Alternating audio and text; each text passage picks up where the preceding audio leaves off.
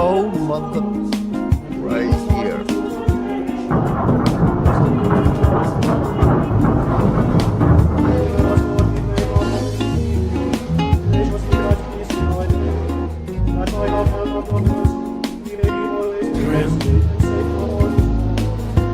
At the start of your journey, mystery begins.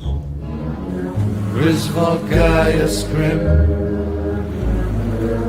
This might make him feel awkward, but that's the business we're in. Griswold Gaius Grim. For saves against mind control, we roll dice for the win. Griswold Gaius Grim. Survival, social wisdom, or heart. Griswold Gaius Grim. If you say that you're grifting, it lessens the sin. Griswold Gaius Grim. At first he's scary, but your fear is quite thin. Griswold Gaius Grim. When you break the fourth wall, it takes you for a spin.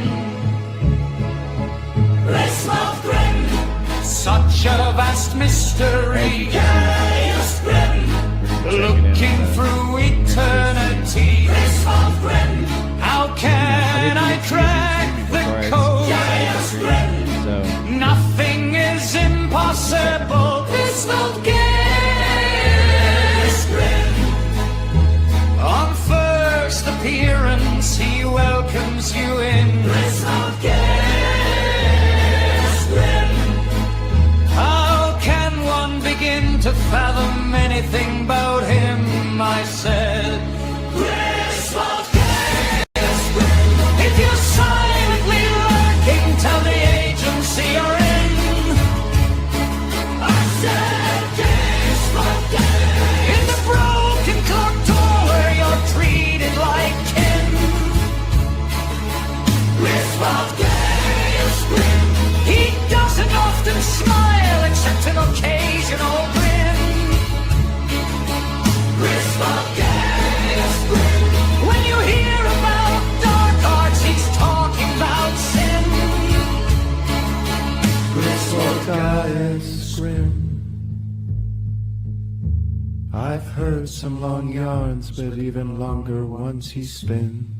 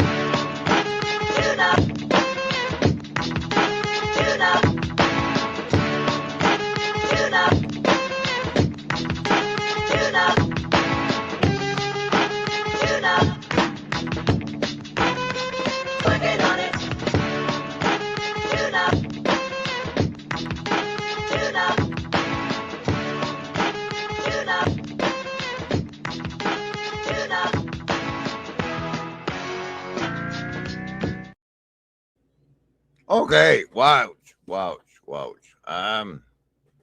Well, apparently there's this McMo fella decided he wanted to stream the exact same time I talk about this Biff Tannen ish, which is the opposite of a chill stream. So if You want to get hyped up, stay here and then go chill. And otherwise, watch the replay because I love you.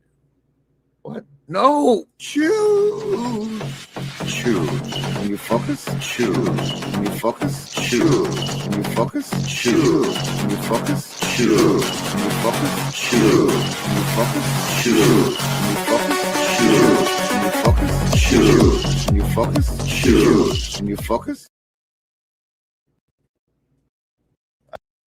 um, Time for your saving throws versus mind control.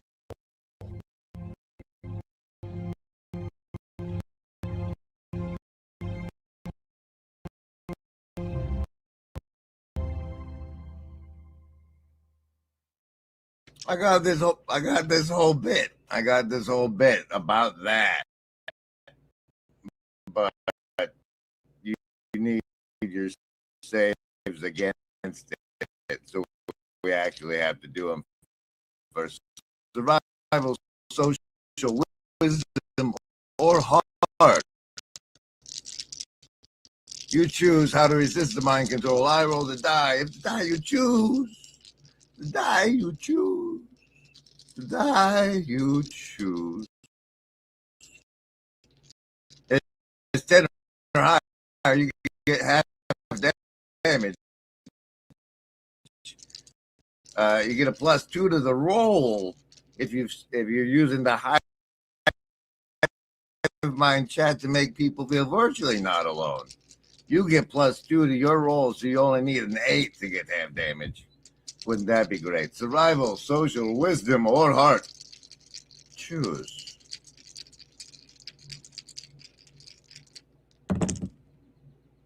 Who there? Survivalist. That's five against one. Well, that's a replay comment bonus if you really, a socialist squeaking it in with a number of transformation 11. 11 lovers of wisdom. All chakras firing. That's a 7. That's a 7. Almost made it. Hard folks pairing it up. The two of you together. If only you had combined powers. Hard folks also a 7. Indigo kids. Deuce. A deuce from the Indigo kids. Worn out after showing up on screens last week so often. Brandon, mark for the coward shame. What do you do when you're branded? Will you fight for your name?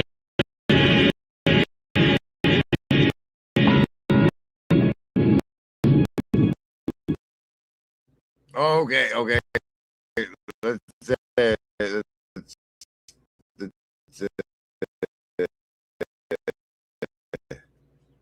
settle it.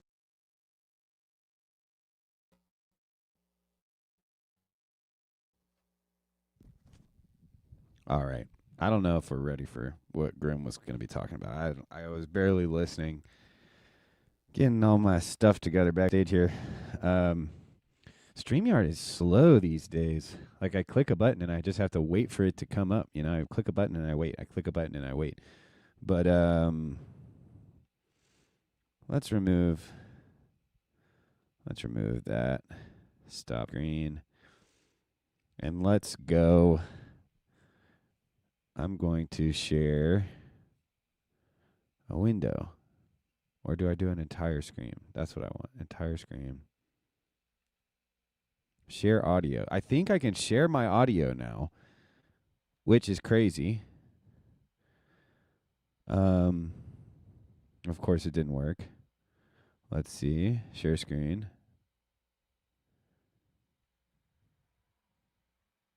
I'm telling you, StreamYard is like glitching. Red button or blue button? I don't know what that even means. Red square button? Blue? I don't even know what that means. See, now this is not working, so I think I'm going to have to like refresh my StreamYard page, which sucks. But I guess I got to do it and then come back. We'll see. We'll reload.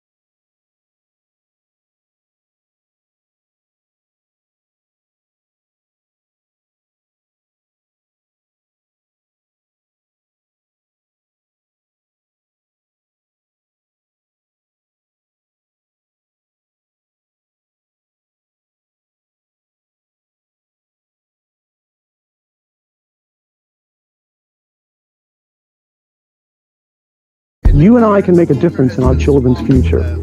Overpopulation is linked to pollution, overcrowding, health problems, and poor living conditions. Too many children can mean economic and emotional hardship. Our population is growing at an alarming rate. In the next 30 seconds, 90 more people will fill the earth. We need to make a change. Planning our families can make a difference. Think about how many children you want to love and support. Respect friends. Enjoy, and finally, last one, there's no art for the corner. If you're a smart person, if the corner helps you, and then you go and make art, that is not art corner, that is just art you made. If you make art for the corner, it's just called garbage. Just pick it up, put it on your fridge, your grandma laying it on the fridge. That's not for us. If it's art for the corner, it's art for the garbage, okay? Art is just art, period. If the corner teaches you, if it helps you see something more clearly, and then you put that into your art, and then people like the art, great. If you make art that only can be viewed by people in the corner, that's just called garbage, and it belongs in the garbage can. And that's just the way art works, okay? Guess what? I've done a lot of comedy, most of my comedy goes directly in the garbage, okay? It's bad, it wasn't good, nobody laughed, my parents didn't even laugh at it, that's it. It goes in the garbage can, it wasn't good. It wasn't secretly great, they did not understand the archetypes I put into it, they did not understand the Petersonian, little thing that I was doing. None of that is true, it was garbage that went in the garbage can, and then you started over. So, you're not gonna make art for the corner, you're never gonna have our own art galleries. This is not how art works. The broken clock tower Discord is gonna clip the hell out of this little rant. It is gonna become branding. Well, yeah.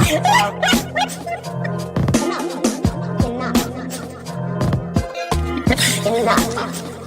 I'm tired of hearing your excuses. Amen. Yeah. You take the pill, you put it in the peanut butter, you give it to your dog. Enough, folks, we're done. We're done pretending we don't know how to give the pill to the dog. Okay, you know what a union archetype is. Take enough. It's not that complicated. They're nice people. They want to be your friend. Don't scare them off. So, that's definitely one thing I wanted to get at. Yeah. Well, yeah.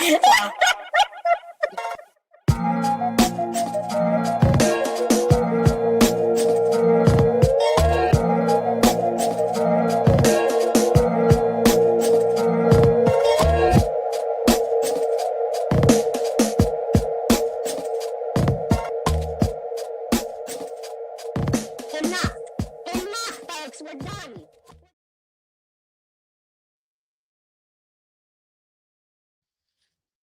Okay. I think I'm back. I think you can hear me. Yeah, it looks like it's working. Had to switch over to my dang phone, then refresh the page a couple times. But we finally got it back. We finally got it. So I think I can do this and then do this.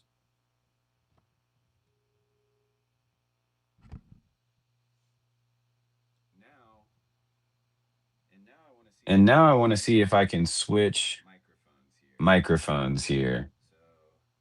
So, and of course it's trying to train me on the new system, and it's meaning I can't go to my settings in the right way. They change features. You don't pay. It just kind of is what it is. Oh wait, there's a hide button. That's what I needed to do the whole time. All right, let's see what audio we got going here. Let's see if this one will work. Test 1 2, test 1 2. I'm sure you guys can still hear me, but StreamYard is still struggling mightily. Test 1 2. I want to get this new microphone I set up working. I wanted to see if it could. There we go. Okay. We're back, baby. We're back. And now I can remove my mobile version. Sick. All right. Now let's get us on the right. That's more like it. And we're back, folks. We're back.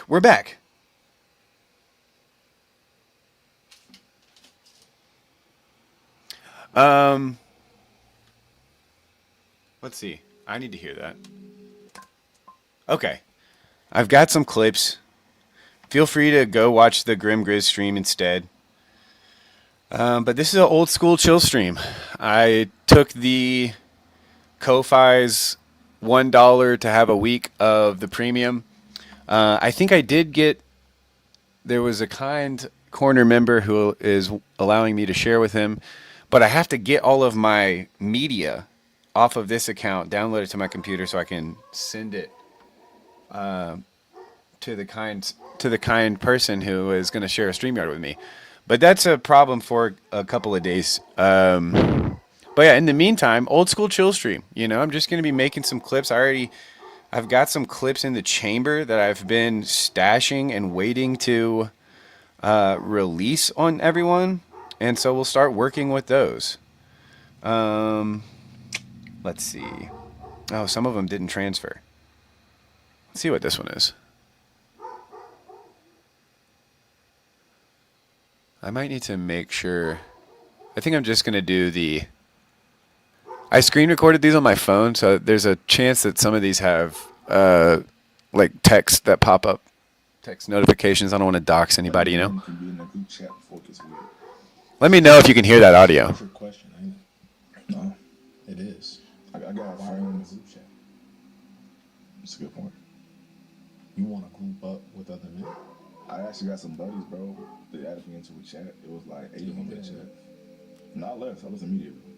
Because I thought about it, I'm like, dang, it's like a gossip club. Like, what are we talking about? Like, you know, talk about our favorite movies and shit like that. Like, I don't know. I think after 3 people, it gets to a point where it's like, all right, what's really going on? You know what I'm saying? Yeah, I mean, me personally, I think the only group chat that I've ever really been in was like a LeBron group chat. Oh yeah, that's a given. You know, night in, night out. It's like, oh, King's hurt. Nobody's talking. It's not a silence. It's really a night of silence. That's good to hear, Smith. It sounds like you're hearing it right. It sounds like you're hearing it right. Everybody doesn't have to believe in that, but yeah, no, like I know once my mom was talking about like, oh, we should have a group chat, you know, we should have all the family in one place, you know, where we can talk about what's like going on, like, oh, it's such and such's birthday. What? Like, who cares? No, like, what the stocks is? There's no stocks in that chat. I mean, for real, where are the stocks at? There are no stocks in the group chat. Where are the stocks at? Hold on, I'm looking for a certain video that I screen recorded on my phone that I need to send to myself. Oh, there it is. Just got to do a quick airdrop.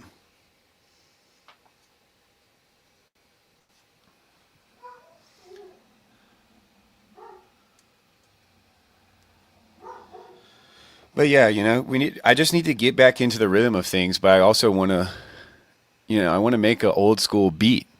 I want to do an old school chill stream where I make a beat for like an hour and then actually I think I will open the movie on this one. Let's just keep 25 frames per second. That's fine. And started taking some simple, but this rhythmic piano chord progression called Lamont, it just goes like this. Oh, y'all probably can't even see that, huh? It's Rigel. And it just goes on forever. It's a non-resolving chord progression. Like you can literally, it's like You can kind of see it like right there now. You can kind of see it right there. Step onto this like.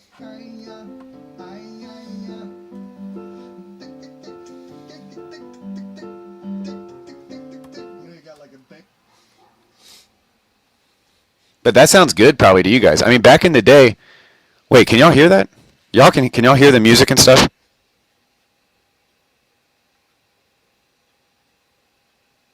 So simple, but this rhythmic piano chord progression called Lamont, it just goes like this.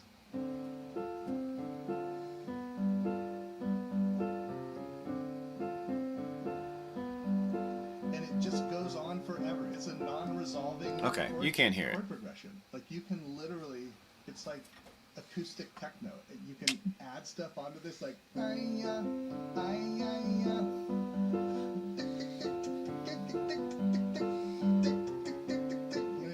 Bass player, you know, you just start layering these things in. It just They should give you like a group process. Anyways, I learned that.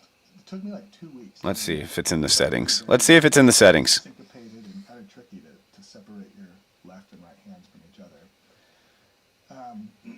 And started taking with him, and he taught me blues, you know.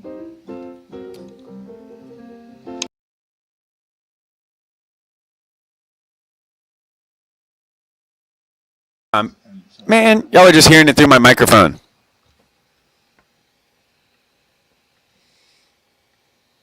StreamYard lied.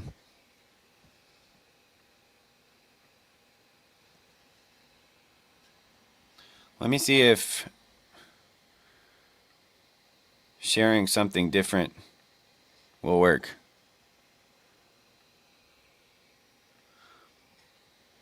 Let's see if we can do it right this time. Let's see if we can do it right this time.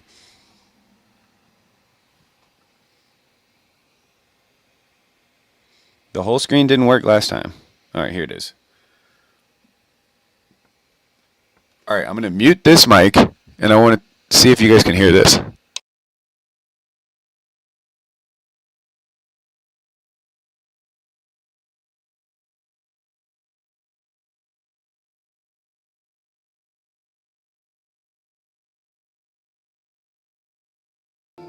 You're right.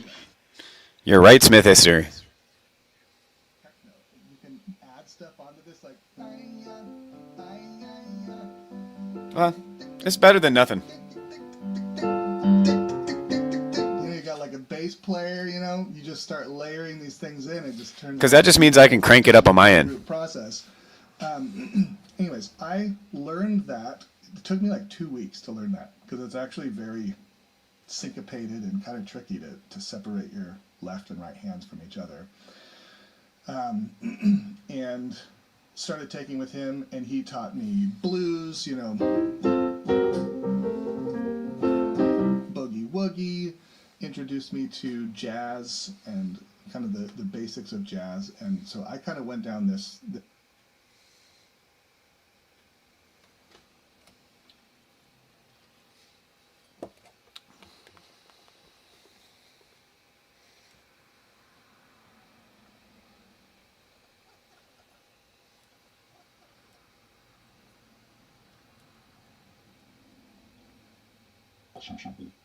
Not so simple, but this rhythmic piano chord progression called Latin Montuno, which just goes like this. And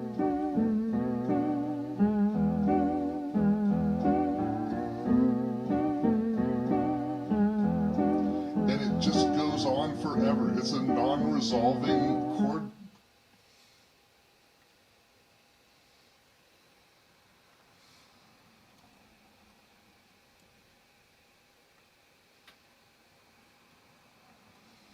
Not so simple, but this rhythmic piano chord progression called Latin Montuno, which just goes like this. Piano chord progression called Latin Montuno, which just goes like this.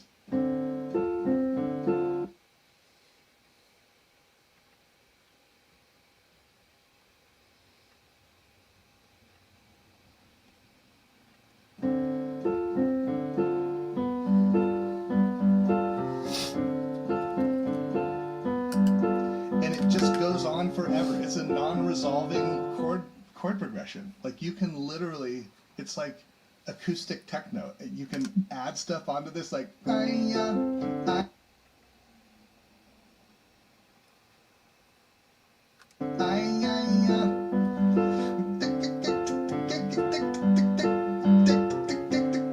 got like a bass player. You just start layering these things in. It just turns into this beautiful participatory group process.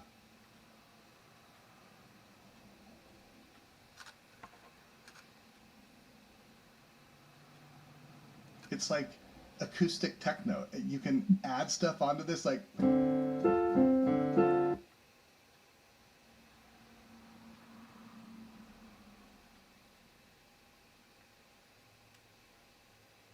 Piano chord progression called Latin Montuno, which just goes like this.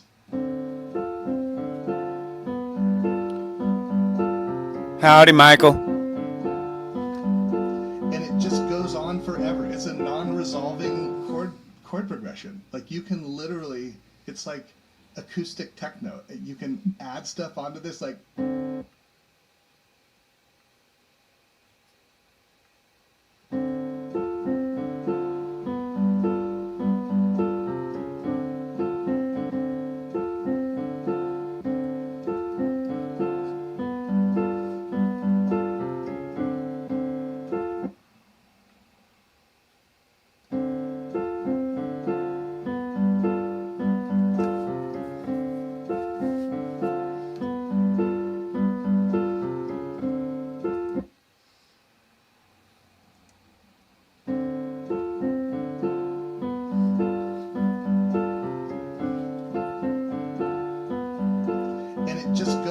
forever. It's a non-resolving chord.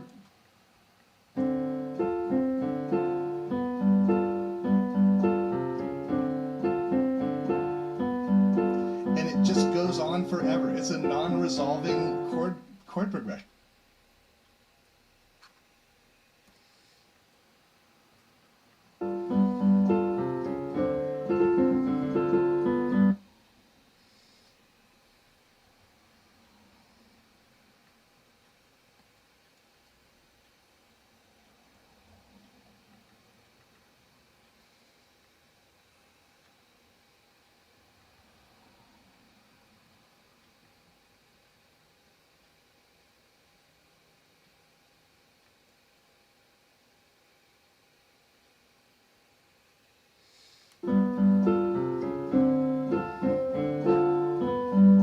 And it just goes on forever. It's a non-resolving chord, and it just goes on forever. It's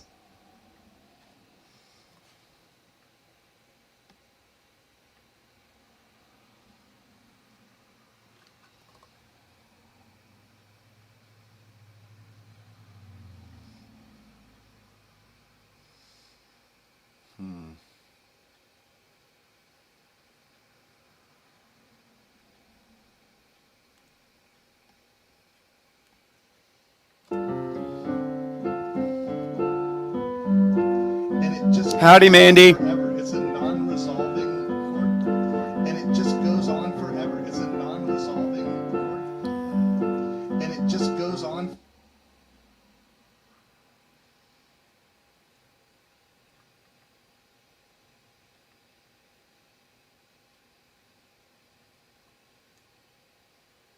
And it just goes on forever. It's a non-resolving chord, and it just goes on forever. It's a non-resolving chord, and it just goes on forever. It's a non-resolving chord.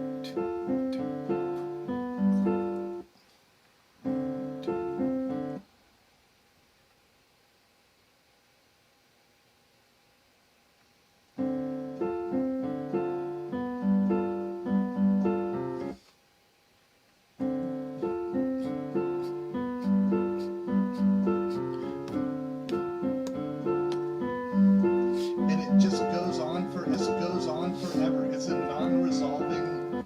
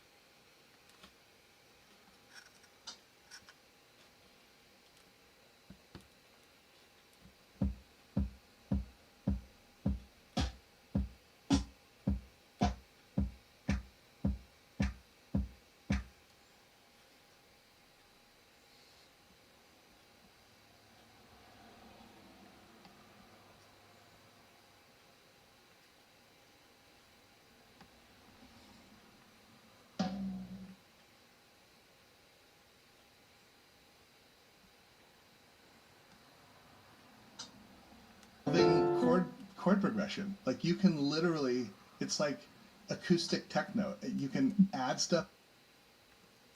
Acoustic techno.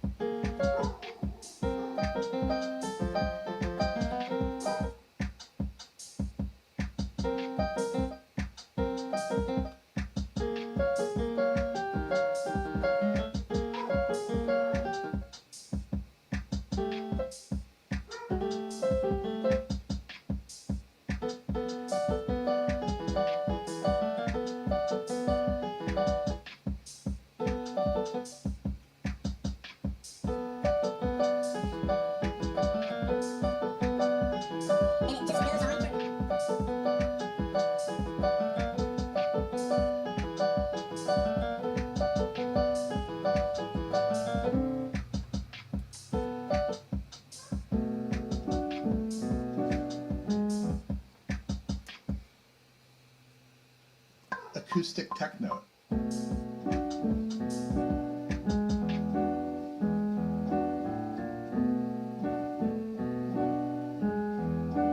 And it just goes on forever. It's a non-resolving chord. And it just goes on forever. It's a non-resolving.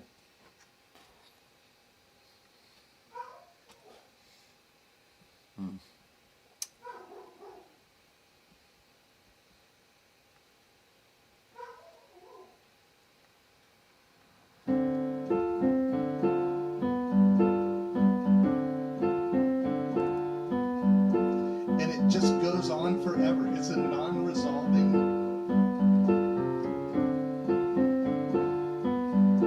And it just goes on forever. It's a non-resolving chord progression. Like you can literally, it's like acoustic techno.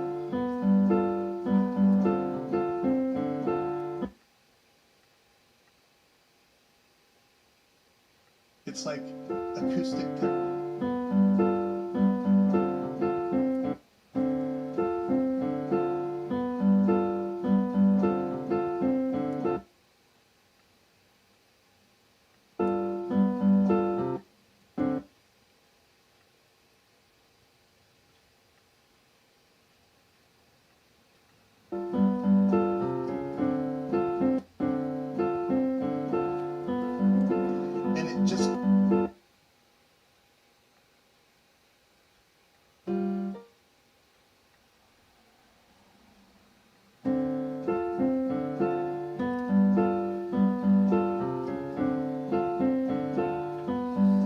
And it just goes on forever. It's a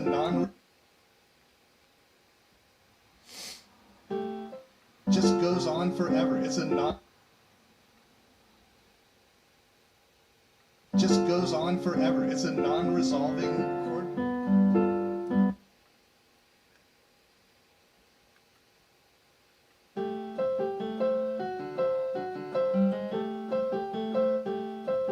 Goes on forever. It's a non-resolving chord.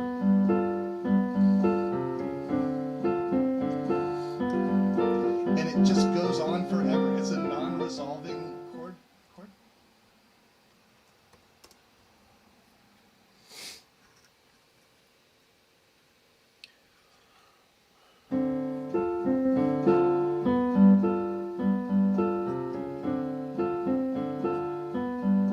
And it just goes on forever. It's a non-resolving chord.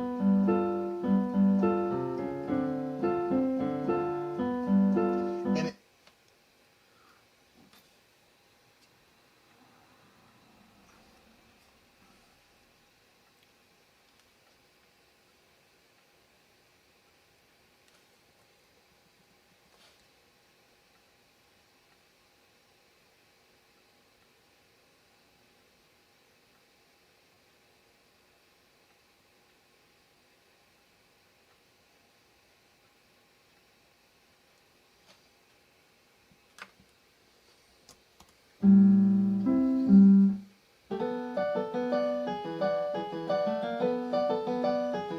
just goes on forever. It's a non-resolving chord. acoustic techno.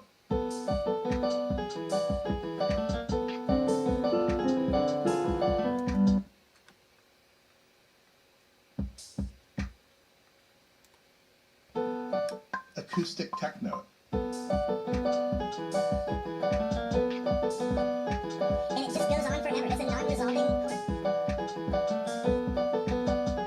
And it just goes on forever. It's a non-resolving chord.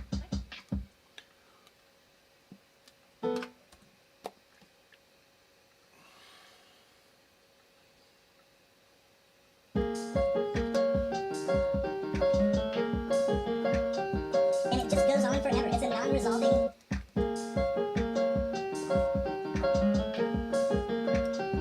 And it just goes on forever. It's a non-resolving chord.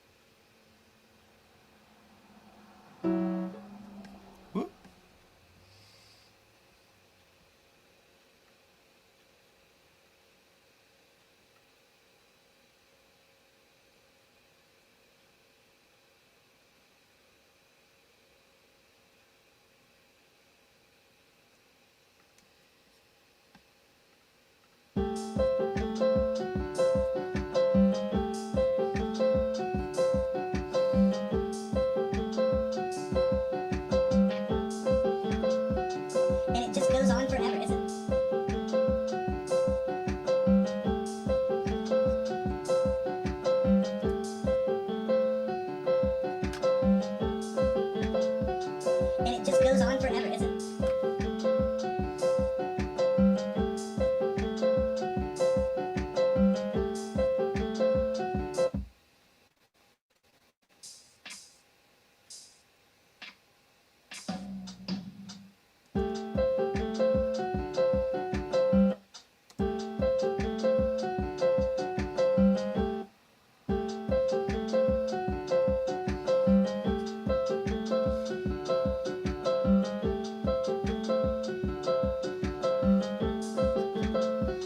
And it just goes on forever, isn't it?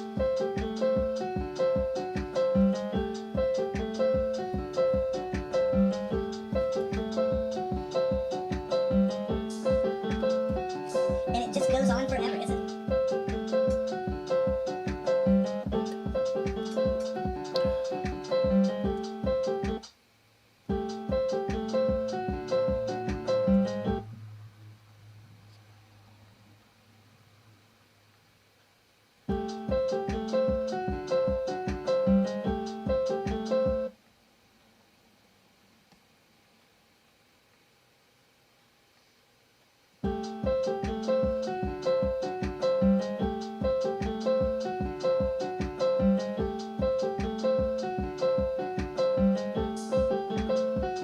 And it just goes on forever, isn't it?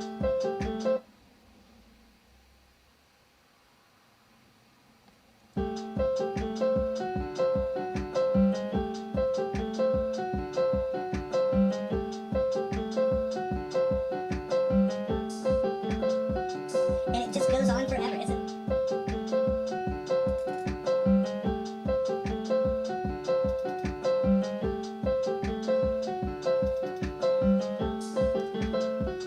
And it just goes on forever, isn't it?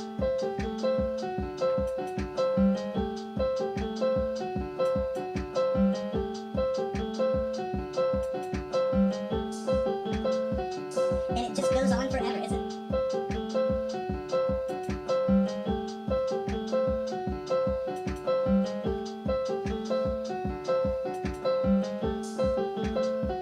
And it just goes on forever, isn't it?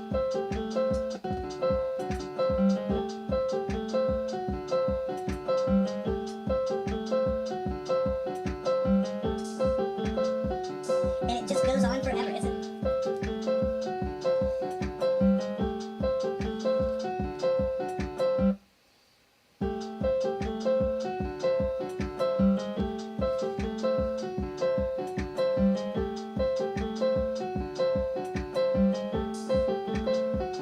And it just goes on forever, isn't it?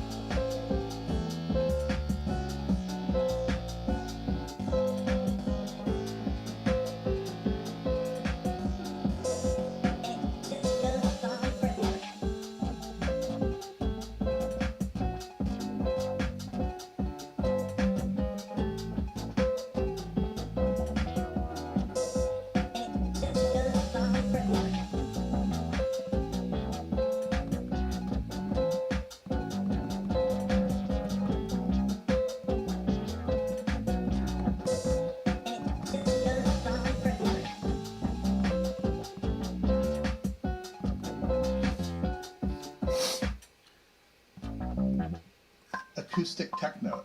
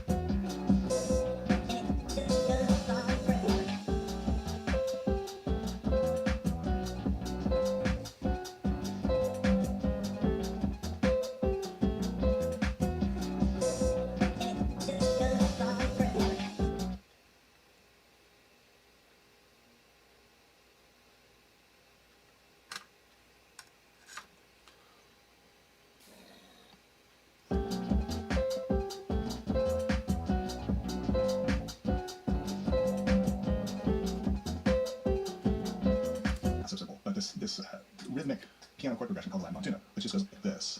And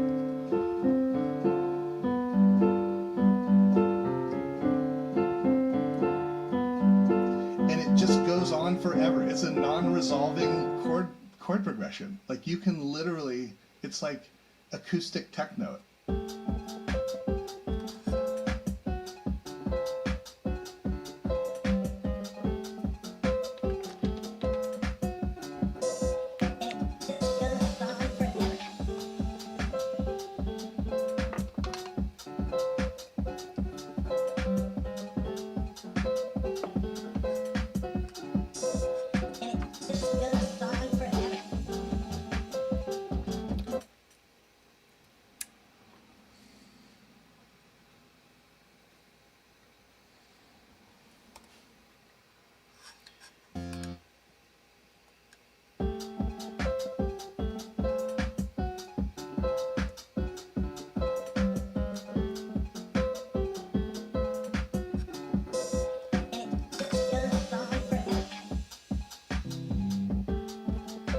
Hello, Ups. Hello, Mark.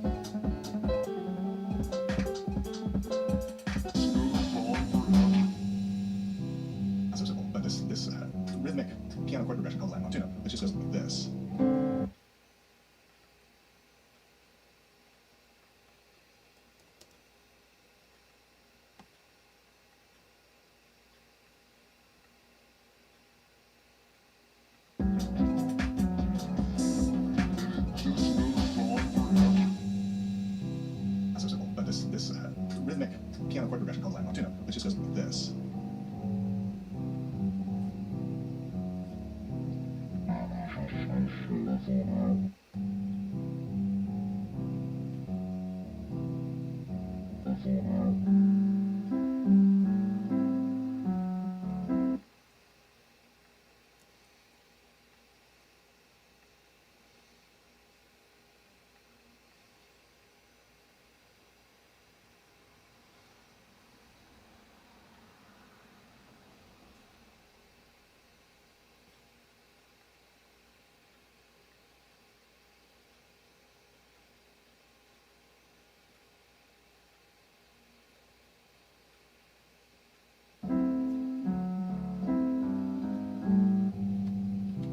Not so simple, but this rhythmic piano chord progression called line 1 2 note, which just goes like this.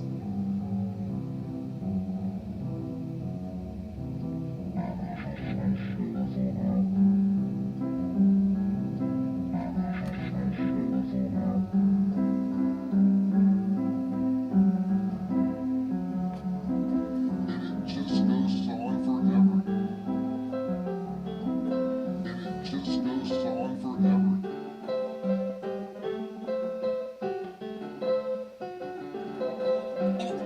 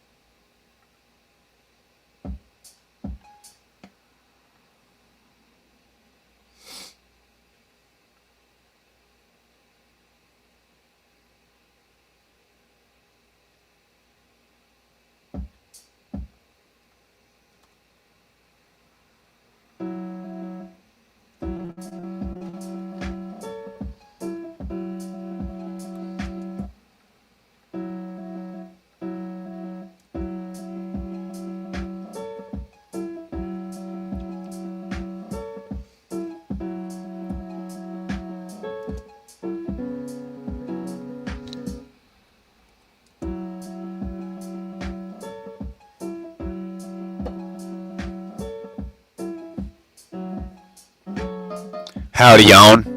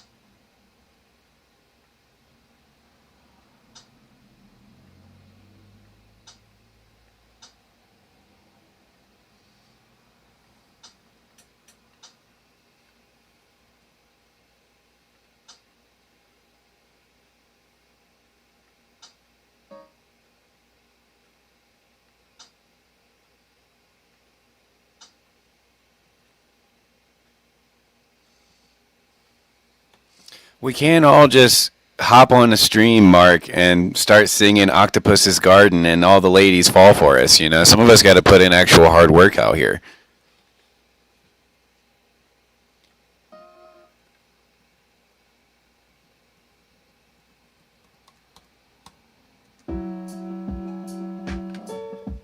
So simple, but this rhythmic piano chord progression called Lamont, it just goes like this.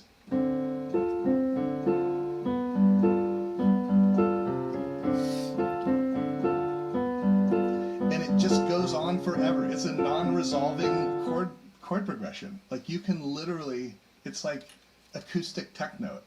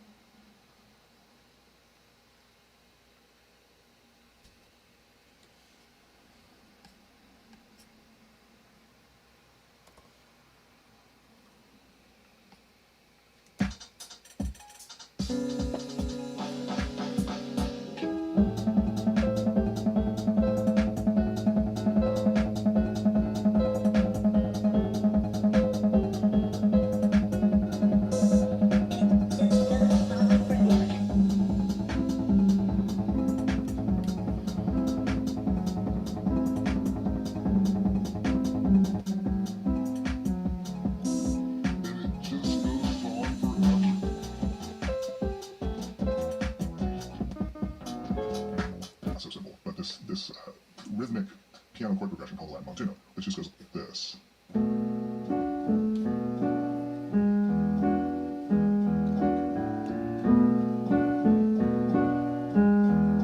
And it just goes on forever. It's a non-resolving chord progression. Like you can literally, it's like acoustic techno.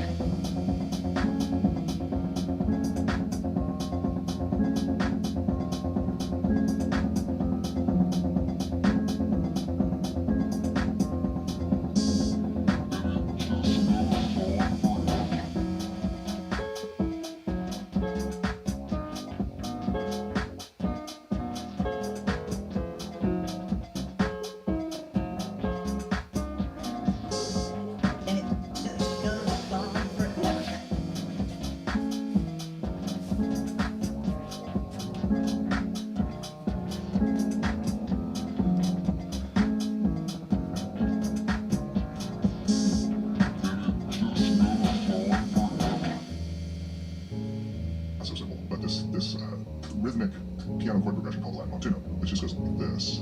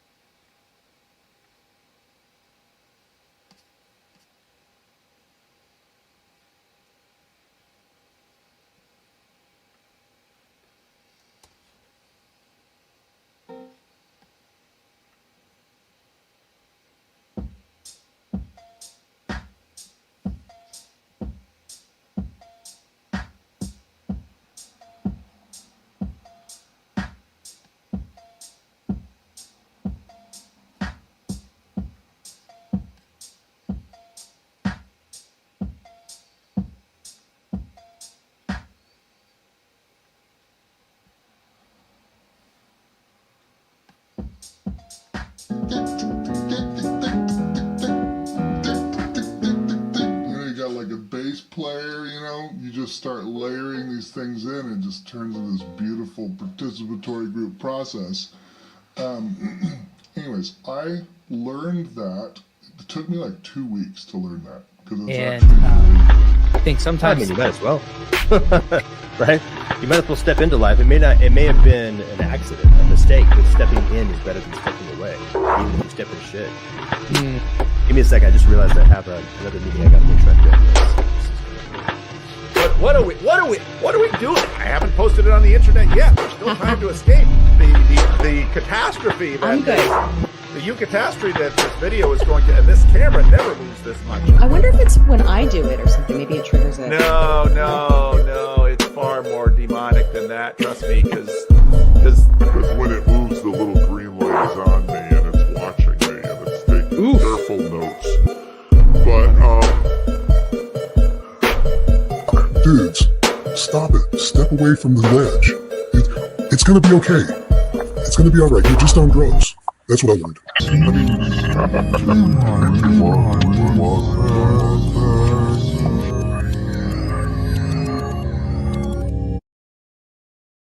Tell me that you've lived here your whole life. No, not yet. Are you married? No bad habit. No bad habit, eh? Well, what do you chew that tobacco for? For nothing. Nobody's fool enough to pay me for it. Well, tell me, how far is it to the next crossroads? Follow your nose and you'll come to it. Follow your nose, follow your nose and you'll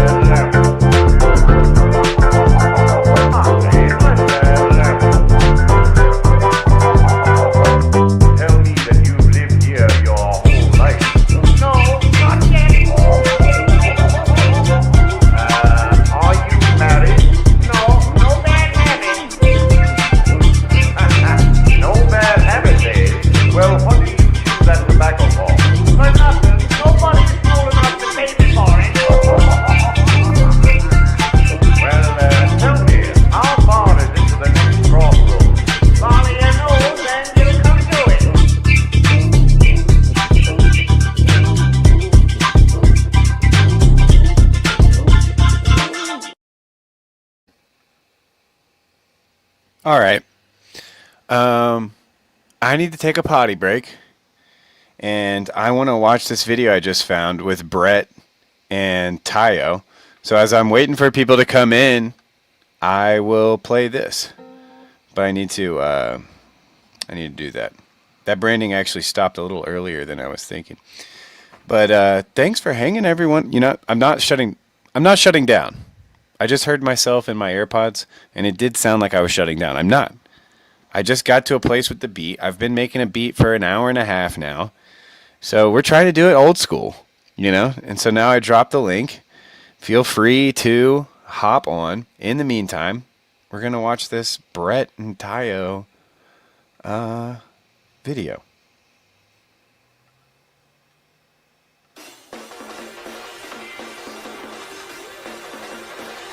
LARP! We have the ability to LARP and LARP hard. Breathe harder, breathe harder.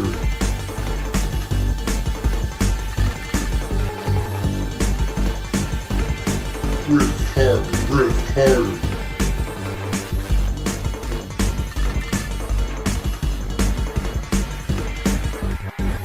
Breathe harder, breathe harder. LARP! We have the ability to LARP and LARP hard. Breathe harder, breathe harder.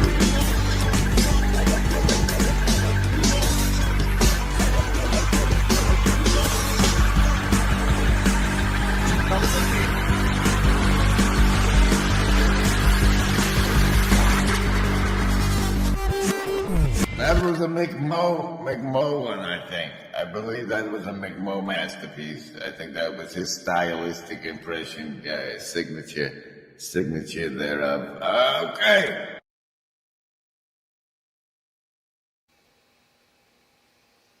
Okay.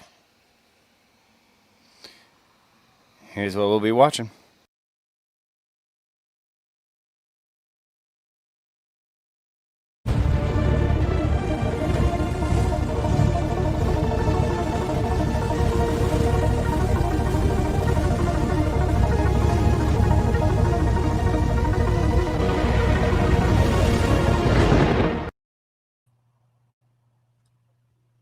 All right, welcome. Notice how the Flock in the Fold signs off. I did that on purpose because this is not the Flock in the Fold. This is the Flock Apocalypse Now. Flockalypse Now. I don't even know how to say my own channel name. Definitely a difficult way to have to pronounce it. Anyway, yeah. So there's been a lot going on in the TLC. I've been listening to a lot of conversations talking about waves of the TLC. It was making me think a lot about, yeah, I guess we have veterans, captains of ships, and a sort of hierarchy. It made me think of Chad Stand at the Door, and I've heard a similar style poem. Somebody from the rooms had given it to me, and it's a really cool thing. And there is a parallel to this space and spaces like that, where you can always be, you can always find people that you'd be able to talk with, relate to, and a welcoming environment where somebody's waiting at the door to invite you in. And there's been an unbelievable amount of very hospitable people in the TLC, which I think is super cool. I've been very blessed to have met so many people, and that they tolerated me, because I'm not sometimes I can have some rough edges, and a little prickly. I'm working on that. I'm not perfect, and I don't claim to be. However, when I see the standing at the door, welcoming, that's cool. But it seems like, and I think I may be misunderstanding, I hope I am, but it seems like there's a guarded door sometimes, almost like people get ignored sometimes. I'm not saying I've felt that. Most of the time, I've never felt that. But, a lot of times people just, whatever, they get tired of seeing my chat and they decide not to even comment on it, which is fine. It's their channel, it's their right. But even the ones that don't necessarily share my views will still, most of the time, comment from time to time and bring up something that I might have said or respond to something I might have said. A lot of times I'm not able to jump on and put a face to the words, which does suck, because I feel like when I have the opportunity to be on screen with someone, it's a lot more easy for people to see my body language, see my facial reactions. And in the text world and in the chat world, it's very hard to convey. William Branch does it the best with his winks. You at least know he doesn't mean it personal. But I do think sometimes it reminds me of this. Play a little. Yeah, let me replay that. Standing at the door, new person coming, blocking the door. Oh, Superman. That's my cat and my dog that passed away. But she'd stand at the door and she didn't like that she would come outside. That's her territory. This is her little patio. And my cat was like, I don't think so, man. I'm finding another way. So she Supermaned over, which was hilarious. That just, it cracked me up. I couldn't believe I caught it on camera. It was hysterical. So anyway, that's kind of what I was thinking about. And I was thinking about that in the process of learning this space, one of the fundamental things that I've had to, I guess, reconcile with is that this space, every time I think I have the space figured out, I realize it's not necessarily the case. So let me just text him so he knows. So anyway, I've watched people grow through the TLC and move on. They've used this as a stepping stone for their life, and that was what they needed. And then others have stuck around, become veterans and developed strong friendships, even met at a lot of these conferences, which is super cool. But I'm sure that there's quite a bit of people in the TLC that just aren't able to do some of these things. I don't think if one was tomorrow, I could do one. However, there's these campfires and get-togethers that people are doing, and that is something I'm actively trying to be a part of, which is super cool. I get to meet a few of the people that I engage with online, have deeper conversations, longer conversations, and that being online is not as conducive for. Plus, there's not as big of an audience, right? You don't have a bunch of people ear hustling the entire conversation. Some people may not be able to convey something that they're deep down thinking about. They want to address with somebody because of it being a public space. But then also, there's a heart quality to and an intimacy to a conversation that people can have that's different, right, than being here. Someone might be more vulnerable. Somebody might be able to ask something personal about someone that, it's somebody caring for somebody. Hey, are you okay? Like doing that online. Are you okay? I mean, maybe you can do that. Maybe somebody is that open. But if they're not, they're gonna be like, yeah, everything's great. And they can hide that to a degree. But the personalities are pretty transparent here. I mean, I think that we know through interaction with a lot of people on here who they are and what they are. Some people are a lot more transparent than others. I'm sure that there's things that people have foolishly transparented about in some of the space. But I also think that some people that have been transparent about certain things, it's been awesome. And I think it reaches people. I think it becomes a place where, you can be vulnerable, share your thoughts and feelings and your heart. And I think that's pretty spectacular.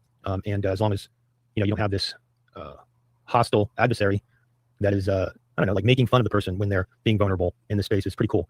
I haven't been here long enough to see someone actually be that malice, have that much malice in the space in that way. That doesn't mean I'm sure it may have happened.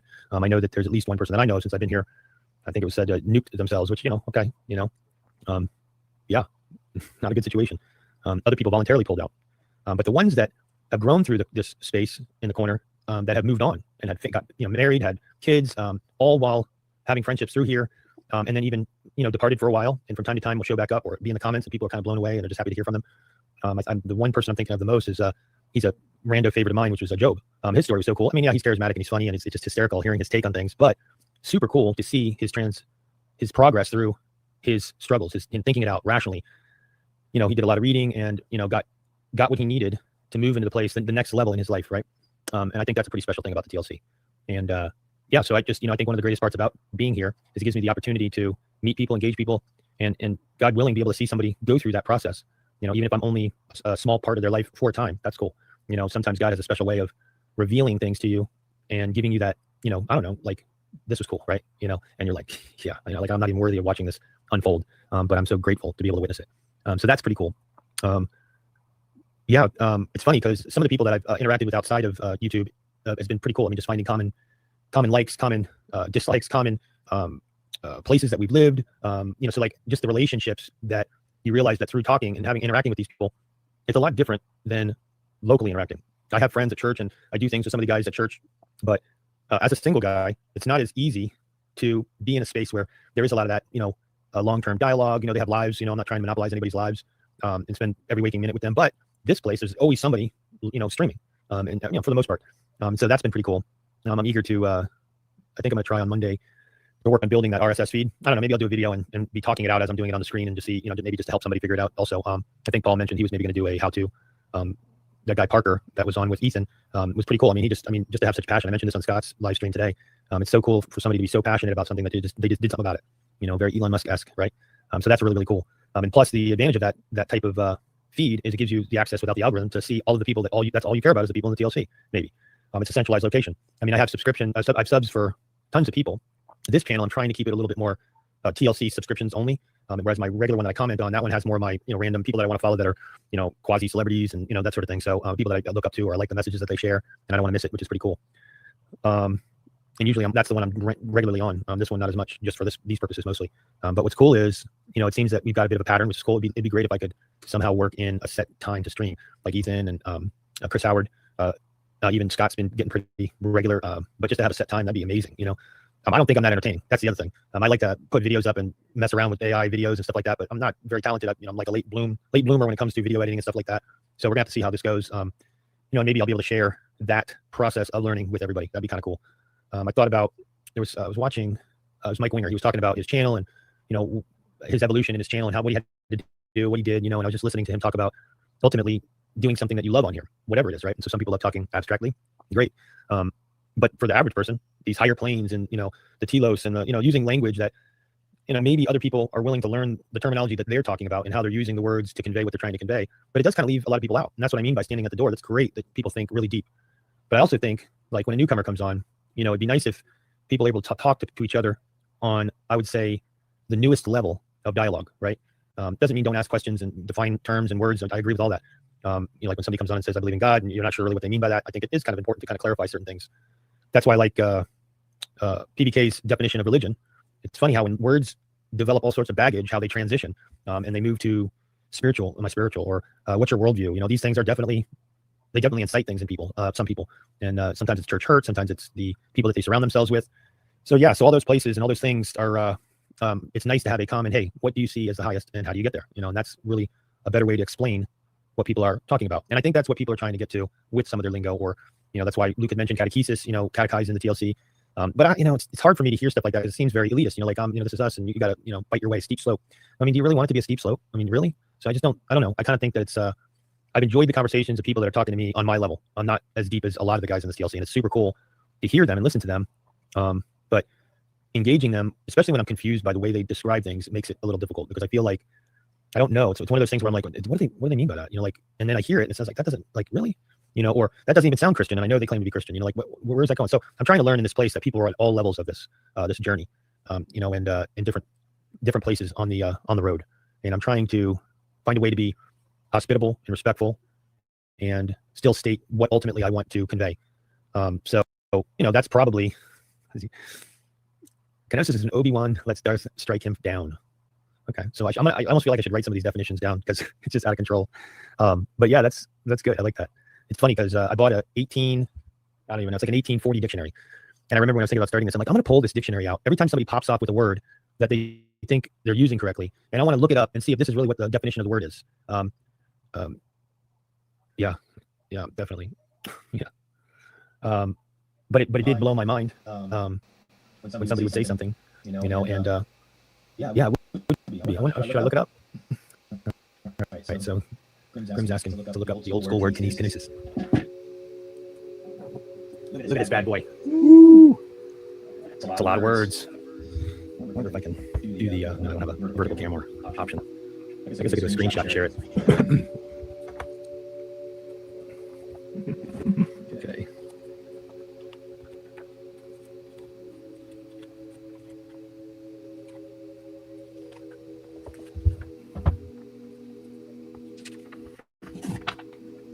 Let's see. Gideon. I almost feel like it would have been easier to use Logos AI to see what actually theologically people say. There you go. This word is beyond this book, which makes me wonder what its actual evolution is. Let's see something here. I'm gonna check.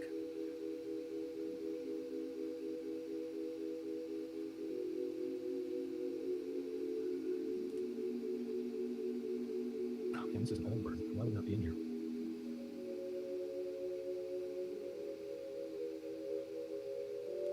Self-emptying, huh? All right, let's see. Emptying. Yeah, I think you're right. That's probably why it's not in here. Although these words tend to, a lot of these words have developed from Greek or Latin. So that's why I didn't think it would be, I mean, it did seem like that kind of word, but I want to pull something up here. I want to see, I'm going to pull up this old computer. I'm worried here. Let's see here. Let's see how slow this thing gets. All right, I'm going to add this so you can see it. Oh, it's loading.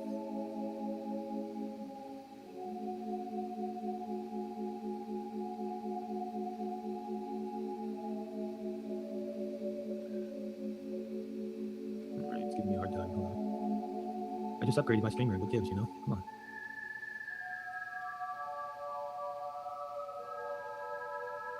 Oh, that's fine. Okay, cool. It's still loading, so let me pull it up. Oh, I see what you're saying. Let's see.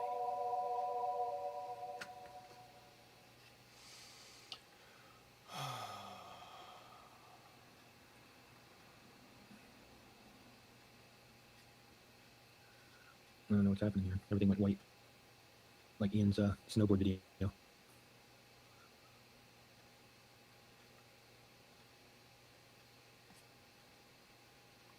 Such a rookie. Come on, there we go.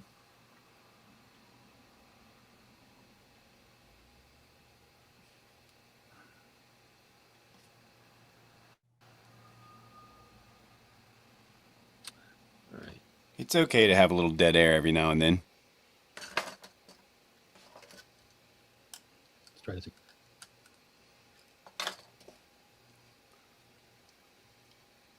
All right, let's try it. Let's go the echo.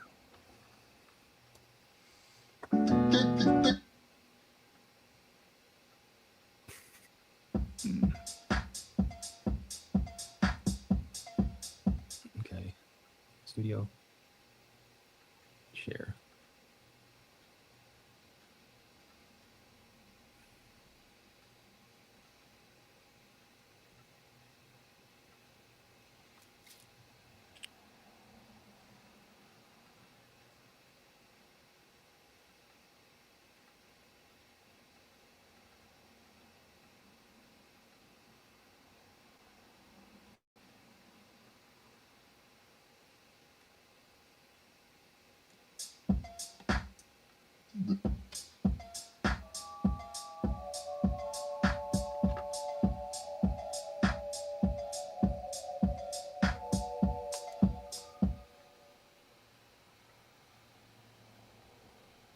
All right, I'm going to keep that video playing, but I'm going to bring it up in a different way so that I can also share the music I'm continuing to make. Since nobody wants to join, I guess I'll just keep making beats, you know? Steep slope, huh? That was creepy, yeah, because Brett said steep slope, huh? I forgot the video was playing. All right, so here's the story. We got 2 StreamYard screens up. But both of them. Actually, let me get this right up.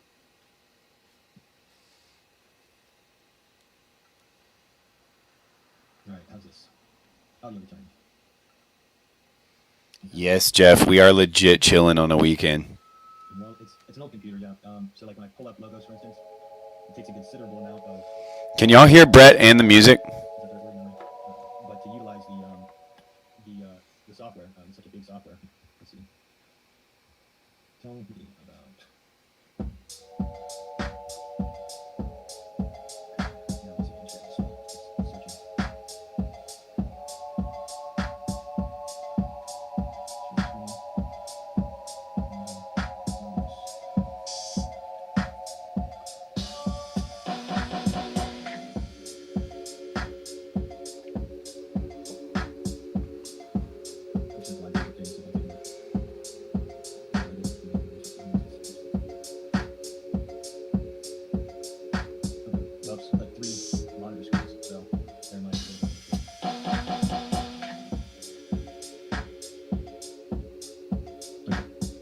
I still want to try to share. Maybe it'll let me drag the window into field. Let's try this one more time.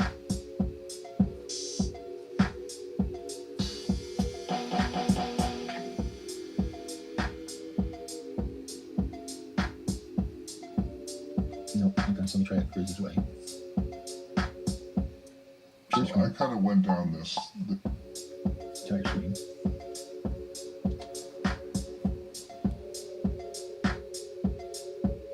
Come on. Browser can't access your screen. Try capturing a different screen to see if it continues. That sucks. Well, anyway, this is what it says. Just for the record. Gnosis refers to self-reunification of divine nature by Christ during the incarnation, derived from the Greek word. Oh no! The doctrine emerges from Philippians 2:7, where Christ is described as. My logic program However, crashed. That this emptying actually entails remains theologically contested. Some theologians maintain that God literally emptied himself. And I didn't save. Concealed many divine attributes, and still others propose these attributes were transformed or diminished. Notably, Philippians 2:7 does not specify what the Son emptied himself of, and careful interpretation requires avoiding claims beyond what Scripture explicitly states. I like that. Yeah, I'm gonna have to work something out with the workaround. Let's see here. Yeah, so it says a critical theological safeguard is the kenosis concerns Christ's assumption of a lower status in the incarnation rather than any diminishing of his divine nature. The Lord remains fully God, and any interpretation rendering Christ less than fully divine would nullify salvation itself. Rather than surrendering divine attributes, Christ laid aside the privileges belonging to him in heaven, veiling his glory and accepting the position of servant. And for those that sometimes dig out on sources, it's so cool, you can click on it and see where they're deriving some of the information and see. Oh man, takes us behind what the Scripture explicitly states. Yeah, exactly. Lexaham Survey of Theology. That's pretty prominent resource. Let's see what this one is.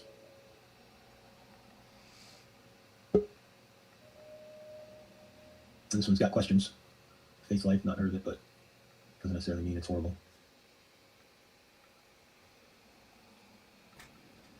Well. If it ain't the general himself, how are you, sir? There you. How dare I, stream while you were streaming earlier? I got a muted thing. Hold on. Yeah, exactly that. Well, I was just double streaming your stream until you were like, if you want to be chill, go to the McMo stream. And I was like, oh, I guess I got to offer a variety of product. I guess I can't just leech off of Grim doing his thing for the next however long. I've got to. That's such a shame, man. If I had known. Yeah. I was going to stream jack you, and then it would have been a mere metal level up. We could have stream jacked each other. That's the mere metal level up. Holy shit, man. Those are so rare. Especially in the wild, they occur naturally. Yeah. I had it in the back of my mind, but you know how these things go. Mm. Welcome back. How's the coffee flowing? The Kofi is all right. It's working. You know, it's I can sign up for 1 week of StreamYard Premium for $1 with a little bit of hope that like maybe I could afford a month of it after I, you know, whatever. And so that's exciting. But yeah, more so it's just like it's nice to you know, have bills paid and such, you know, be able to tend to my creatures and feed them and feed my wife, etc., so forth. So that stuff's even better than the StreamYard stuff. But yeah, it's nice to be back. I needed the hiatus, and but now I'm feeling recuperated, rejuvenated, and ready to get back out there. Good. I need your help. Yeah, I was going to be working on some branding for you, but then I just kind of got carried away with this whole Rigel sample. Well, use it how you may, but I need your help promoting the camping trip for June 12th in the Pacific Northwest. Well, June 12th, Pacific Northwest. Yeah, if you can, it's not easy, but if you can find the Skankenstein channel. He's got a minute up. He's got 2 different promos for us to work from, but man, they need some spice. They need some spice, eh? Yeah, and I might be there if my grift goes well, and so we got that. Like, we got to hype the event itself to, you know. Pretty scenery to entice you to join the greater regional. Is that what we're looking for? Yeah. We're doing. It's the. It's a greater regional ingression protocol to the extent we get more than one region, right? But right now we got the Pacific Northwest popping off. They're flexing on us. They're mogging us, dude. Yeah, they've been practicing too. They know what they're doing. So well, they have like a very strong online presence, but they also have a very strong IRL presence, meat space presence. So they're a little bit. You know, I think Chicago needs to step aside as the seat of power. You know, I think these Pacific Northwest boys might be the new, the new power players, the new elites. Well, so, but yeah, the promo needs work. I think it's not. I had to tell somebody that the event was happening, and it's like what 6 weeks out now. So June 12th. 8 weeks out. 8. I think we're still 8 out. But, yeah, and this is Buddy the Cat. Since you tuned into the McMo stream, you get to see my elbow and behind it. Buddy. There he is. Yeah. Mr. Buddy the Cat. One of 4 of the feline variety. I like cats. I like dogs. Yeah. So sue me. You cursed me. You know, every time I think about taking this dog out in the backyard and putting him out of my misery, I remember McMo. McMo saving throwed this dog and said, I think God wants you to have that dog. Did I say that? Yeah. I think you might have even used the Sling Blade voice. So kayfabe, you kept kayfabe because of me? That's a lot of pressure, brother. No, it's just weird how like a single sentence in a single moment in a person's life of billions and billions of moments like sticks and resonates. You know? Like that time your mom said you were a worthless piece of... Dude, stop talking about my mom, all right, on a stream. I don't need that kind of... this is a chill stream. Why are you bringing up my mom? I was talking to that person in the hive mind out there. They know. Oh, I see. These glasses make me feel cute. I like it.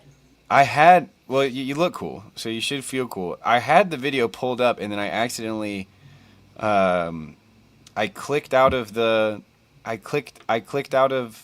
video for some reason, and I've got to go back, find Skankenstein. It's not easy, man. It's not an easy thing to search. She's got it. I'm going to seed it. I was right there is the problem. I was literally just right there. Okay, we're out. We're back. We're live. Hold on. I need to be a little bit more hospitable to you.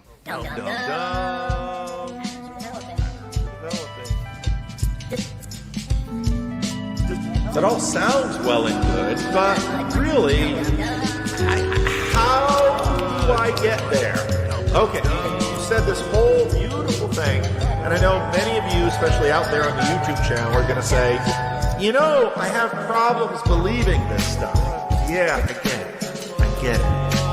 The thing is, a lot of people who say I have problems believing this stuff think that the way to answer those problems is by theory. And generally speaking, no. You just don't work that way. You don't ride a bike. You don't learn to ride a bike by theory. You don't learn to swim by theory. You can watch a lot of videos about swimming, but I promise you will not learn to swim without getting in water.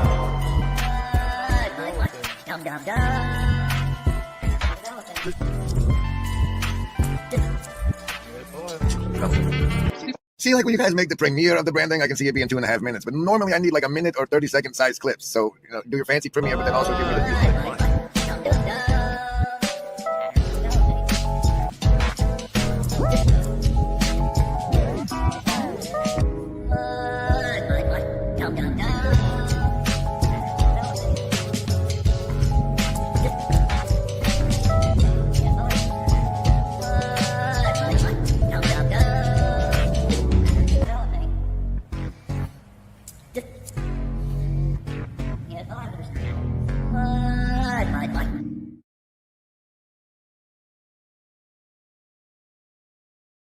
Okay, without further ado, here is Mr.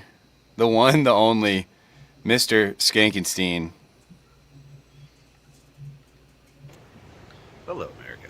Skankenstein here, reminding you once again. Skankenstein! Excuse me. Skankenstein! Give it a thumb while you're there. Quick. Skankenstein here, reminding you once again to join us June 12th through the 14th for the Greater Regional Ingression Protocol. Either Thumbs here up. in the lovely Pacific Oh, wow. Northwest or The somewhere Ko-Fi on the outskirts of your local app is working again. Local wilderness municipality. Thank you, Be sure to someone. join us for an epic camping edition. I got no more clear words to say because it's just beautiful here at Cleet Battery, and you should just sit in silence and enjoy it, and respond by showing me pictures of beautiful places. Remember, we want what's best for you.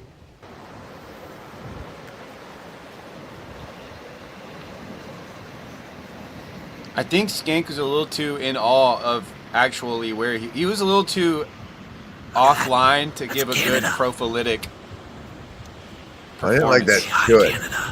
And I didn't like the volume problem. Yeah, the volume. Well, you can just got tell. another Hey, one, though. I think he's got another one. It's only 40 seconds. look at YouTube recommending me to me. How about that, YouTube? It knows. It knows exactly what I love to see. Like, if you guys watch Skankenstein, you better be at the most stream. WTA. Don't, you'll do an infinite loop and it'll ruin everything. It'll be a loop. I got it. You need an intermediary. It's got to be somebody else stream capturing you, and then you stream capture them. You Well, can't that's do it right. I by mean, I'm not- yourself. You can't cross your own stream. But as long as there were only like one or two of them at a time, I could sort of manage it. And I had the same issues with, often with church people, because having an unmedicated schizophrenic in the back of the church is not a strategy for seeker-sensitive ministry. Clip that. Yeah, there you go, Chris. You can clip that. Having an unmedicated schizophrenic in the back of the church is not a strategy for seeker-sensitive ministry. Clip that. Someone will walk in the church, I remember. So then we had when someone would knock on my door and want to talk for 2 hours. My schedule could handle it.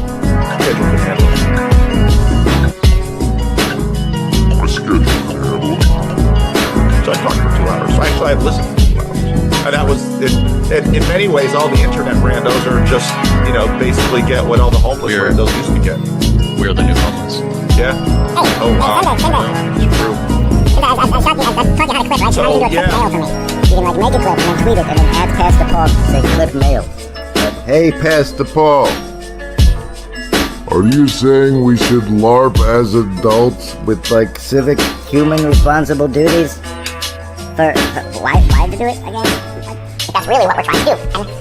And give and act like fully mature men for the benefit of everyone. For the benefit of everyone, you said. Is that called...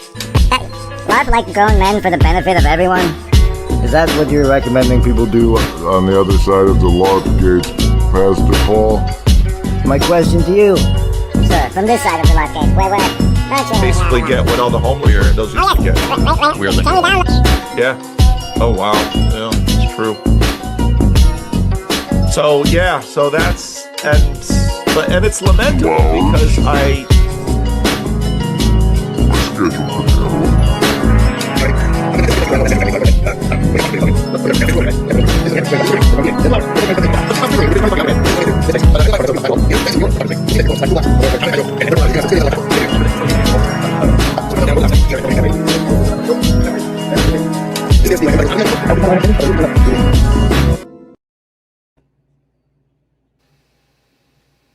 All right, we're back. Ooh, look, a mountain. Is it weird for you to see yourself young? Because playing these brandings is kind of making me feel very nostalgic, like I'm looking at a yearbook or something. If I ever get worried about that, I go to the After Dark channel where there's like 2011 me. You know, I have a version of that, but I'm not going to reveal that just quite yet. Here's Skank. Let's see how he did on this one. Hello, America. Skankenstein here. Once again, encourage you to join us June 12th for the 14th for the Greater Regional Ingression Protocol. One of the reasons I'm so excited about this weekend. Wait, what date? Why isn't this date sticking in my mind? What date did he say? We'll rewind Greater it. Regional Ingression Protocol. One of the reasons I'm so excited about here. Once again, encourage you to join us June 12th for the 14th. June 12th. Once again, encourage you to join us June 12th for the 14th. June 12th through the 14th. Once again, encourage you June 12th through the 14th. Pause the video, go to your calendar app, put it in your calendar. June 12th through the 14th. Even if you can't make it June 12th to the 14th, you'll know your online micro celebrity favorites will be camping with each other. When? June 12th through the 14th. Weekend, Friday, Saturday, and Sunday. It's the second Saturday of June. June 12th through the 14th. And now it's now locked in. June 12th through the 14th. Correct. 14th for the Greater Regional Ingression Protocol. One of the reasons I'm so excited about this weekend, it gives us all the opportunity to leave the world that has been formed to accommodate most of our whims and desires. And it's calling us to enter into the world that is fundamentally indifferent to most of our whims and desires. We have to accommodate. Whoa. He's spitting. He's getting deep. Let's go back. Let's go back. I'm catching slight echoes on my phone. No. You're doing great. That's me. That's all me. I like to add a little spice in there, you know? Anybody can make a clean, polished stream. You got to come to the McMo Chill stream to get the audio artifacts and the little rough around the edges Kintsugi in real life cut. Here we are. Calling us to enter into the world that is fundamentally, that has been formed to accommodate, that has been formed. I'm so excited about this weekend. It gives us all the opportunity to leave the world that has been formed to accommodate most of our whims and desires. And it's okay. Leave the world that has been formed to accommodate most of your whims and desires. Leave the accommodation, step away from the pampering hand of the monogamy. Not monogamy. The monotony. The matriarch, government matriarch, the nanny state, diaper change. Step away from the accommodation. Yeah. And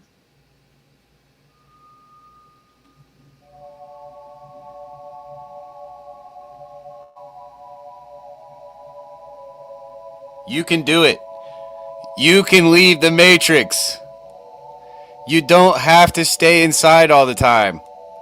You can camp. You can fast. You can LARP. You can grift. All right. We're leaving the world of pleasure, ease, comfort, and where are we headed? calling us to enter into the world that is fundamentally indifferent to most of our whims and desires. Boom! The world that is fundamentally indifferent to our whims and desires. Graham, what do you know about the world that's fundamentally indifferent to our whims and desires? The nature version is like the cold, emotionless bosom I grew up with as a child. Do you have any life experience around massive mountains like he's standing in front of? You ever been in front of these big old peaks? I'm mostly a East Coast mountain type of guy, so our mountains are very they're the participation trophies of mountains, really. I've got the ski lift once, and I've driven on things I really didn't want to fall off. Ooh, yeah. You don't have to be in the Himalayas to be on a scary road. That's for sure. And there's funny mountains to drive over in this country. That is true. Like, it's an interesting juxtaposition, right? Because the mountains are quite indifferent to what we want to do. At the same time, Jesus says, if you had the faith, you can move the mountains. So these chill streams you do, yeah? Am doing, yeah. They're like they take forever, and any yahoo can come on, so you should drop the invite again. Oh, you're right. I should probably drop the link again. Let's see. Yeah, how long have I been on? 2 hours? Oh, that's not that bad. Made me feel. You made me think I might have lost track of time, and I've been on here for like six hours. It's the day you're on. All right, let's hear what else. Away from the mahogany. Let's see what Skank has to say. We have to accommodate to the world we're entering into when we camp. And I believe there really is something genuinely good for the soul about standing at the base of an active volcano that threatens to destroy my home and everything in it. It really draws different things out of your soul and adds a really unique flavor to your experience and to the conversations that are likely to develop. So please, pull up a seat at one of our many campfires around this great nation. And remember, Embody, we want what's best for you. Oh, wow. Oh, wow. That's much better, yeah. Yeah, that one was better. That one was better for sure. Jordan Allen, I consent to you whipping me in the back with bacon. But as long as there were What only the like hell? one or two of them at a time. What the hell, Algo? Manage it. And I had the same issues with, often with church people because having an I tell you that you've lived here your whole life. No, not yet. No. Well, we don't do that. You and I can make a difference in our children's future. Overpopulation is linked to pollution, overcrowding, health problems, and poor living conditions. Too many children can mean economic and emotional hardship. Our population is growing at an alarming rate. In the next 30 seconds, 90 more people will fill the earth. We need to make a change. Planning our families can make a difference. Think about how many children you want to love and support. Respect friends in their decision to have 0, 1, or 2 kids. Adoption is another option. Let's make this a cleaner, healthier world for our kids. Please think about how many children you want to bring into this world.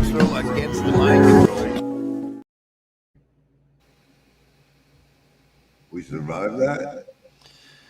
We made it through. We're all right. We survived.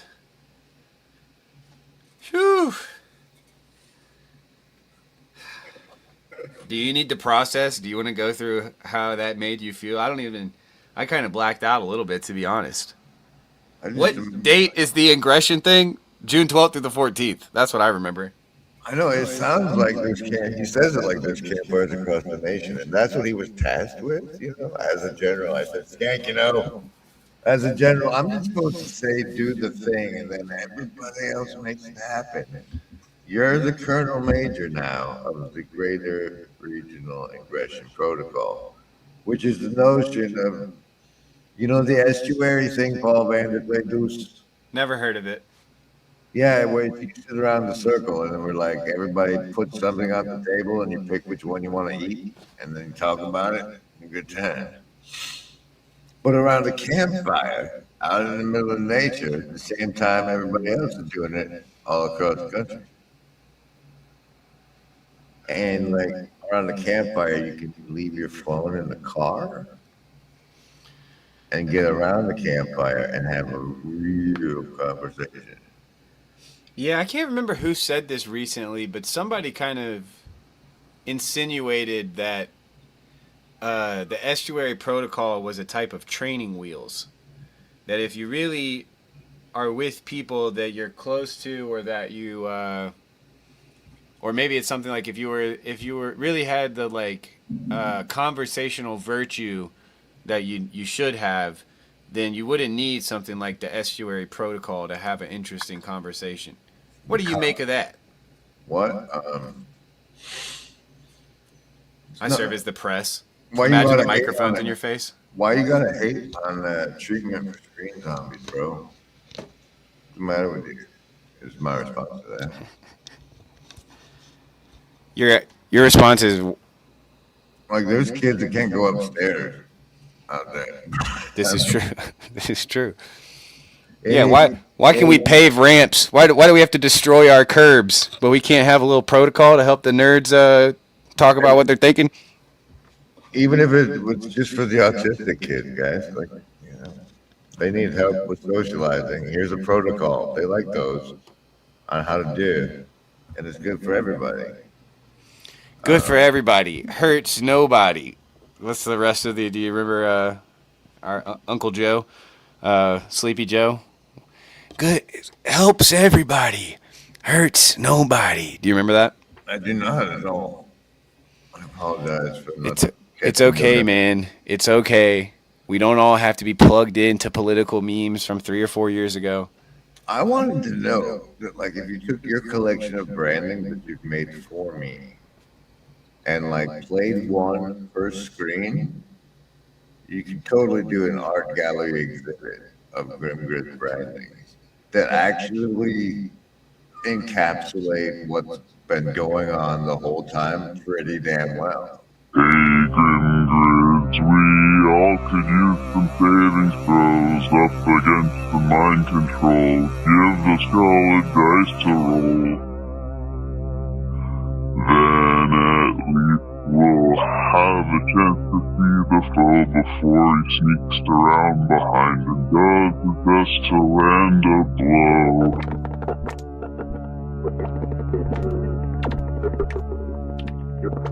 How's that? Of the free will to not see. Yeah, sure. Because it's there the whole time, and it's part of you always knows it's there. But that's where free will comes in, is what you accept and reject. And I don't know where I'm going with any of this, but You're evidencing the heart of the corner, is where you're going. Good. Very intense.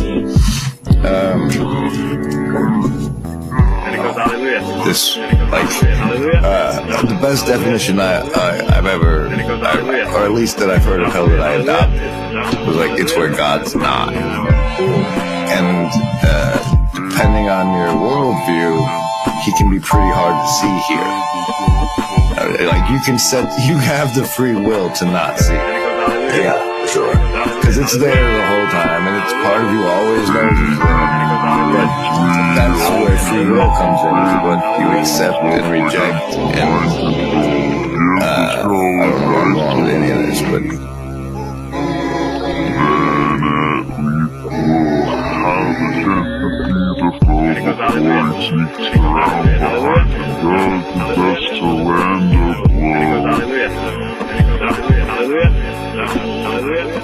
I've been seeing the heart of the corner, is where you're going. Good. Very intense. Peeking into someone else's mind. And I guess it sort of made me think a lot about, you know, what marketing does and how the branding works. And I guess it just made me think that having this kind of knowledge really, well, I think that it can, I guess it somewhat can protect you. protect you from the dark arts, as they would say. But it's true, though. Like, you need to recognize that these things happen, and when you can realize that these psychotechnologies are, all of the programming that's built into your TV set. This is what Grimm talks about all the time, peeking into someone else's mind. And I don't think they're doing that.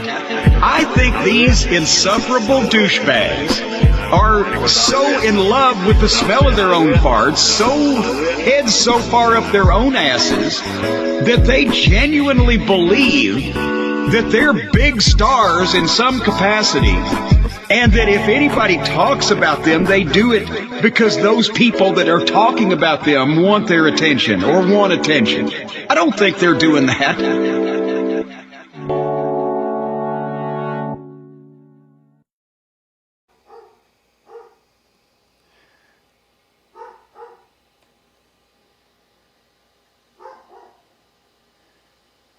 I think this one might just have like a super long silent outro. Yeah, kind of spooky.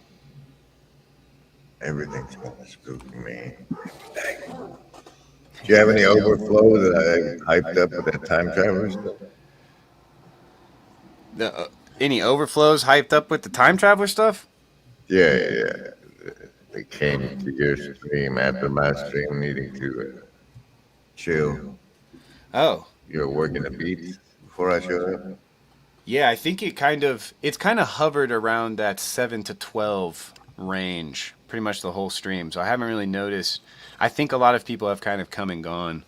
But it was definitely the boring he's making a beat type of stream. Except with the exception that I used to have to like connect the sound coming from the music making program analog back into the system, like a feedback system, because StreamYard wouldn't let me share the audio from anything but Chrome tabs. But now StreamYard does let me share the audio. But I don't think it was sharing the audio, and so I had to just crank up this guy right here. Is that why we're getting a little bit? Oh, yeah. If there's an echo, that's why, for sure. For sure. I mean, I could turn you down. But yeah, unless it's changed, as far as I know, the only way to get an app sound out of StreamYard is if you share your whole desktop. Like, it'll share an app, but not the app sound. It'll share a tab, but will share the sound, or you can share your desktop sound. The whole screen. Mm-hmm. So the way you had done it before, analog was a masterful thing that you could probably teach folk. I would never do that. I'm just kidding. It's not that complicated. It just, what I'd really like to do, I think I have some like store credit to a Guitar Center from leftover from Christmas. I'd really like to get a bigger analog mixer board so that I could kind of route things, and I have a record player here, and then I could have more instruments plugged in at the same time. Do you like fantasy funding a kit from your shadow book? Yeah, basically. This is. Can you please make the banner go away or change to something relevant? I think it's meta relevant. You know, it's meta relevant. But thanks. Oh yeah, I didn't notice you taking the shades off. My bad. So I thought we were still in chill profilicity mode. Anyway, proceed. Have you heard of the hog farm? Huh. I've heard of a hog farm. I know of some hog farms. I don't know the hog farm. What do you know about hog farms? They smell. They stink. It's sad because all the hogs are smart. But they do eat a lot. From the television show with Al Swearingen, I know that they eat people, and from the movie, they do eat people. Yeah. And from the movie with the English people with the shotguns, I know that they still eat people. Yeah. Well, most animals eat people. Well, Anyway, the one I'm talking about is a mythological artifact called the Hand of God. Field Agent Requisition Manual. And I tried to get Baxter to do it with whatever his rig was, right? But like when you launch a ship, you have a rig. And like to get a standardized version that an agent could request as a set would be super convenient logistically. And this, the setup you're talking to me about, like such that one that enables you can play a record player stuff, is like, you know, an nth tier in the manual. But I would love for such a manual to be a thing. That's why it's a mythological. It seems like before the manual, we would have the relation such that if someone noticed, oh, you're struggling to do this, this, and that, maybe reach out to so-and-so to help. That seems to me to be the step before the manual. Like somebody who already did what you're trying to do would be great if we had that, you know, someone that could recognize that connection between people. Yeah. I don't want to do that. I mean, I'm not a general, you know. It's hard, man. It's hard wrangling pirates, you know, collective action when everybody's out for their own booty. Very tricky, very tricky. You think we got a lot of booty chasers in these parts? In a manner of speaking.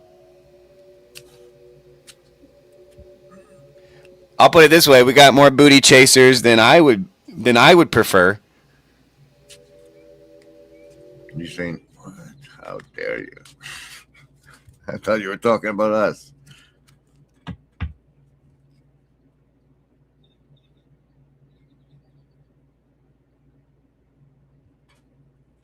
This is you sharing the app, yeah? No, now you're deaf. Moot. Now you're moot. There's corners. Man, like half of my stream was corn. I actually went into StreamYard and clipped all the muting and released it again as a vidgie. I'll let you know when I can hear you again. StreamYard's glitching out for me. There you are. Heard that. There you are. Can you hear the music too? No, not at all. I just learned today that I have to climb over the $88 paywall if I want to download the audio transcript. It's a racket. I've got some conspiracy theories about StreamYard. I don't want to give them all away right now, but I've got them. Yeah. But like, it's so convenient and so good. Where's my Chinese knockoff version, bro? Where is it? Why is Riverside so weird? It just creeps me out because people that seem funded by suspicious people were the first people I saw using such a thing. Tell me that you've lived here your whole life. No, not yet. Are you married? No bad habit. No bad habit, eh? Well, what do you chew that tobacco for? For nothing. Nobody's fool enough to pay me for it. Well, tell me, how far is it to the next crossroads? Follow your nose and you'll come to it. Follow your nose, follow your nose and you'll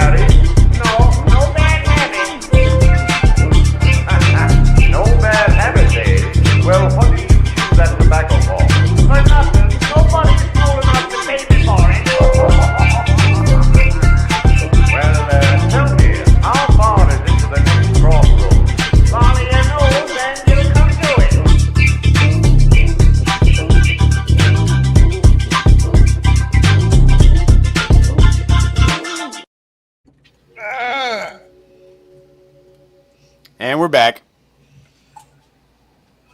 You know what bothers me, man? Everybody always talks about how this TLC place is about making friends, and like, ain't nobody willing to step on a stream with me. But every now and then I'll get a chat, you know.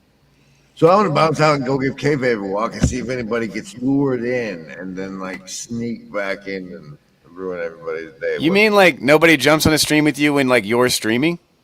Yeah, for sure. Or that nobody jumped on with us today, because it could have been my fault. You know, it could be me. No, I didn't think you were done yet. You're still going, aren't you? Yeah, I'll keep going. Well, if you are, you are. But I gotta walk this one, so I'll be back. Hopefully, you'll have lured in some unsuspecting victim.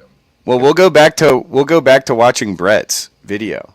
You know, it's like we still have an hour and a half with that on double speed, so no worries. Which Brett? The big beard Brett? Big beard Brett.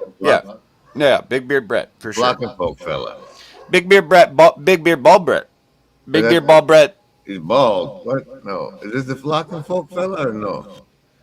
Hold on. I don't know what those words you said mean.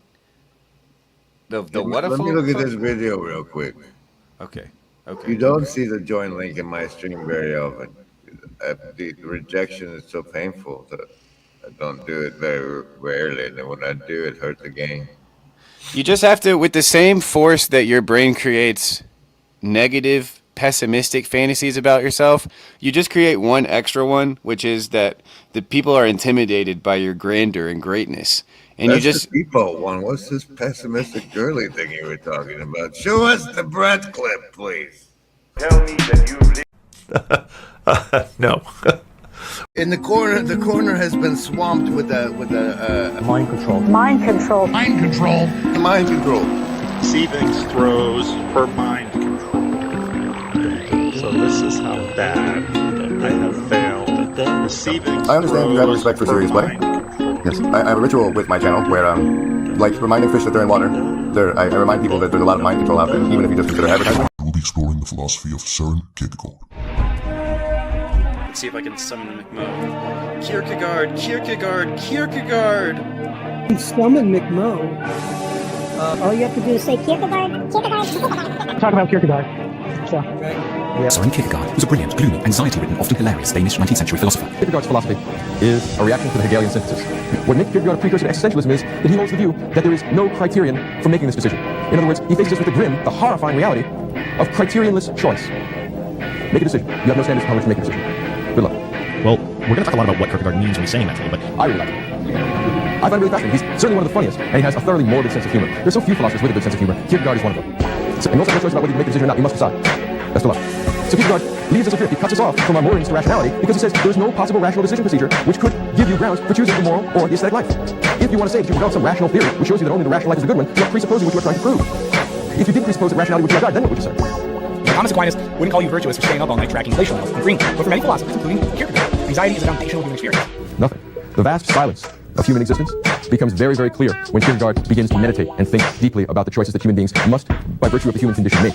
I'm anxious, and I'm not alone. For example, you guys ever think that some of your friends are only still friends with you because they've been friends with you and actually don't like you, probably protect my back, and they talk about why I don't like you and everything with them? You're just thinking like, am I not right? And am I not actually have friends? Søren Kierkegaard is best known as the father of existentialism.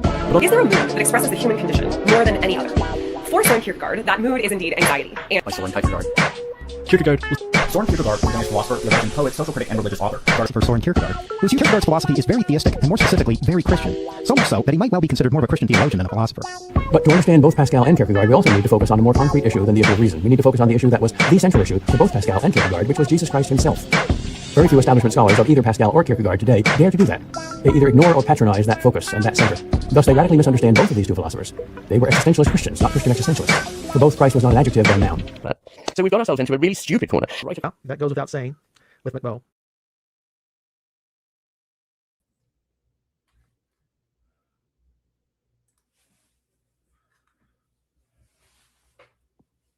I put you in the driver's seat, Chris. Welcome. You're in the V&A bubble. It's very. I see that. Yeah. You Giant floating head. Let me in. Let me in.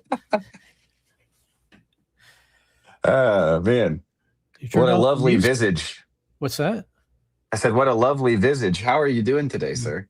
I'm good. I was intimidated by Grim, or I would have come on earlier, but yeah. You don't need to worry about him.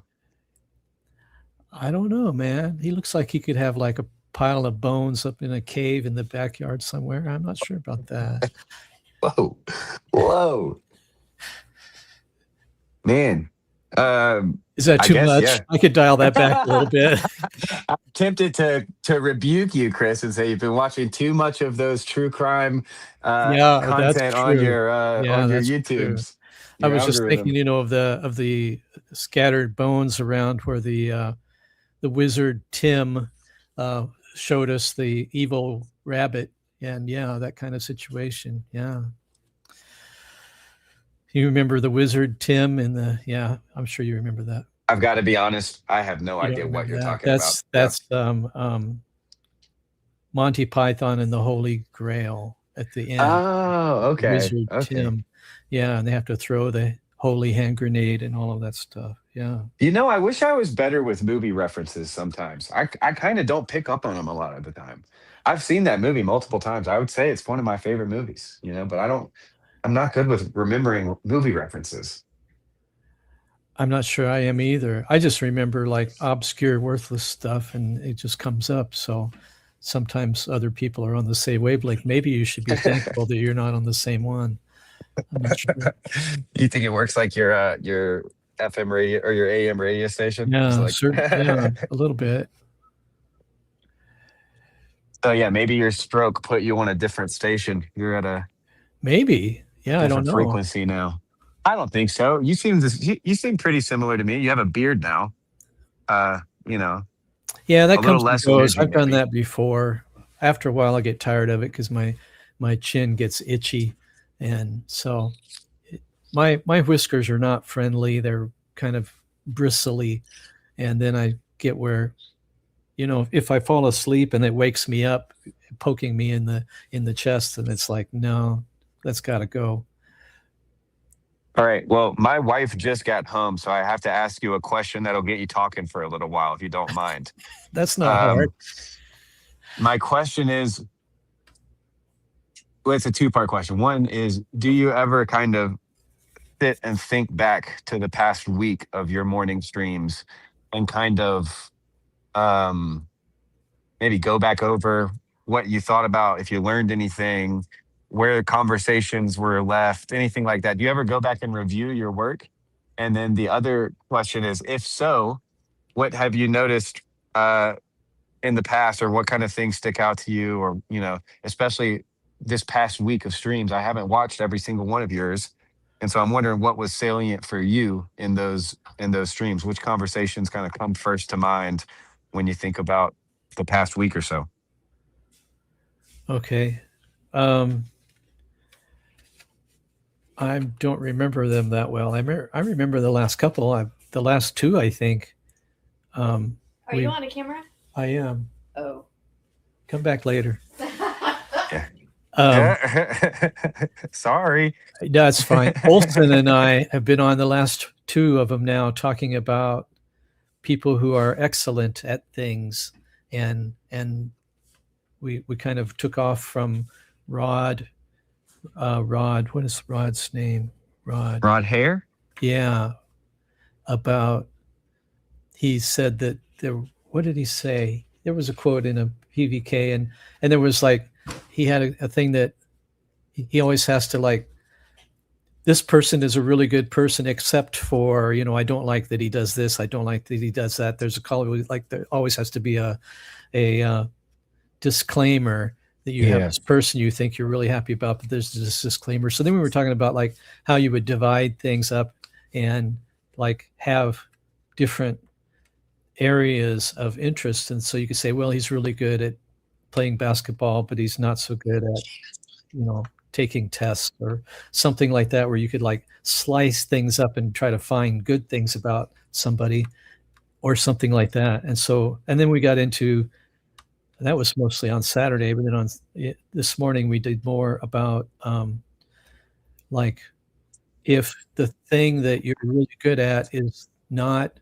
approved, And then so you would have to like make up your own criteria about how to be. And we use a robber as an example, how you could have your own criteria to be an excellent robber or something like that. And then how those kinds of situations might show up in like Robin Hood or something like that, where you're having this high calling of robbing the rich and give to the poor, or these various ways of. And then we got into a longer talk with Claire. This was today, I think. See, I can remember back a couple days about where people will think they're doing the right thing, but according to like the standard, what's expected, or she's kind of like, she's like, we should agree on a morality, and everyone should agree, and then we should all, be able to say, yes, you meet the standard, or you don't meet the standard. Of course, nobody ever agrees on. So that's the point. That's the point where I don't agree with her that we should all agree or will agree. But yeah, so there's a whole bunch of different things that came off of that. So I'm really impressed with your memory. Honestly, that's a. I don't know. Sometimes for streams, if I remember one thing about the stream, then I can kind of start to get going about some of the other stuff. Yeah. But in the meantime, I do want one. I think Brett might think my name is Nick. My name's not Nick. It makes me not want to tell him my real name though. You can call me McMo, Brett, or maybe he's responding to Nick, but I don't see a Nick in the comments. Oh, okay, but maybe the Mick sounds like Nick, so he's Mick Mo. You're like Nick Mo. I'm Nick Mo. Yeah, that's when I pretend to be some of the people that I know named Nick. Yeah, your last name is Mo, Nick Mo. That makes sense. Nick Mo. Yeah. Oh, maybe it was just a typo. The iPhone seemed to have the autocorrect has just kind of gained a mind of its own. I wonder if they haven't snuck AI into it in some way. That's making it assume. Yeah, I think you could probably assume that they did. So it's making robot mistakes anyway. The other thing I noticed recently is that, like, we'll have a couple of them where we get into like some real deep thing, and really kind of wrestle with it. Usually not come to any great conclusions, but then we'll have a couple that are like, what's your favorite root beer was one that we did a while back, but something like that where it's just kind of a relax, or we'll talk about something really heavy for a while, and then it's like we're all done talking about that, and then we'll just kind of like, how's the weather over your way or whatever. So a lot of people kind of are annoyed by small talk, or that you will refuse to have a heavy duty conversation every time you won't do it every time you open your mouth. But it's actually kind of nice to be able to relax a little bit and enjoy someone's company and not be worried about coming up with some world defining utterance. So can you imagine the amount of pressure if that's what you felt like you had to do every time? Yeah, I don't know, but yeah. If you ever felt like that you had to do that, that would be crazy. But if that was how you felt every time you streamed or something or got on screen, that would be. Well, yeah. I mean, maybe we should give Jordan Peterson a little bit of a break and ask him for his favorite knock-knock joke or something like that. Yeah. Just kind of give him a little bit of relief. Ask him to donate to my Ko-fi. Just a little bit. Do you think if Jordan Peterson watched a McMo stream, do you think that he'd probably psychologize me? He'd probably have some Jungian take that I was like fighting with my mom or something. He might. I don't know. He probably would ask, what's a Ko-fi? What is a Ko-fi? Or something like that. What is a Ko-fi? What is a Ko-fi? Yeah, I don't know. I've heard of a refi, hi-fi, but I've never heard of a Ko-fi. What did you make of because you've been in the kind of tech, or you've been aware of tech things, what do you make of the funny names that tech companies like give themselves and give their products? It's always kind of tickled me pink, the stuff that people come up with for naming these weird, it's like, what do you name a website company? And they'll just name it anything. And then now we've got people who are contracting with our military, naming their companies after Lord of the Rings things. Yeah. And people don't know what to make of it. Naming is kind of a thing in tech companies because everything has to have a name. Every program or whatever has to have, and they don't. There's various like descriptive names, but a lot of the names are just like you say, something from Lord of the Rings or whatever. So I'm not sure. Everybody has to do it. You just don't notice it, I think. The other guys who do this a lot are the car companies, right? Because every time they come out with a new model of car, then they have to come up with a new name. So now we've got all sorts of car companies, and they're all having to do that, where they're producing the names for their cars. And I'm sure they hire lots of people to figure out what the names ought to be to give like the right feeling or the right, because they're after like a marketing, but also the niche that they want to sell to.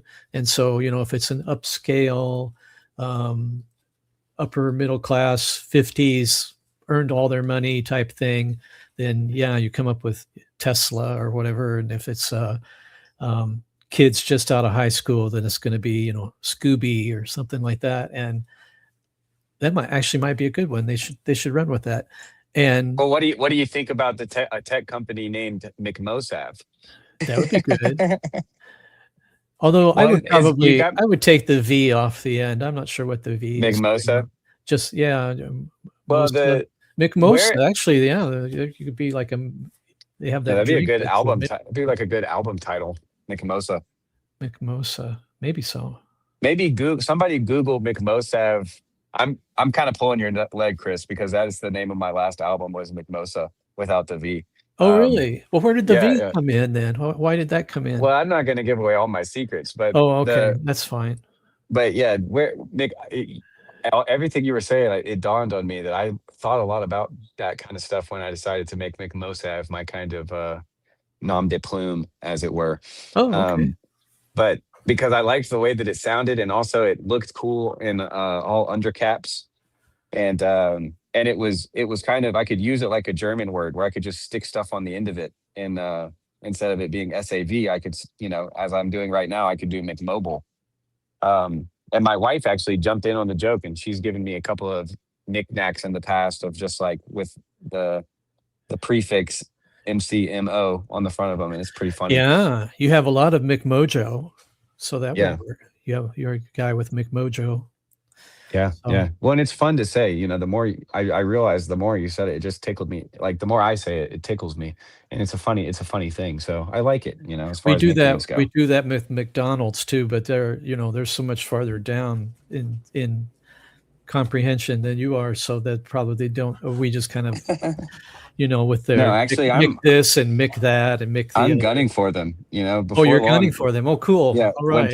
When people see the prefix MC, they're gonna think McMo, not McDonald's. That's actually I it's a rivalry. But in the meantime, Grim Grizz did join us back. Let's see. How do I? I don't know. There we go. Oh, okay. I don't have my. I guess I don't have my.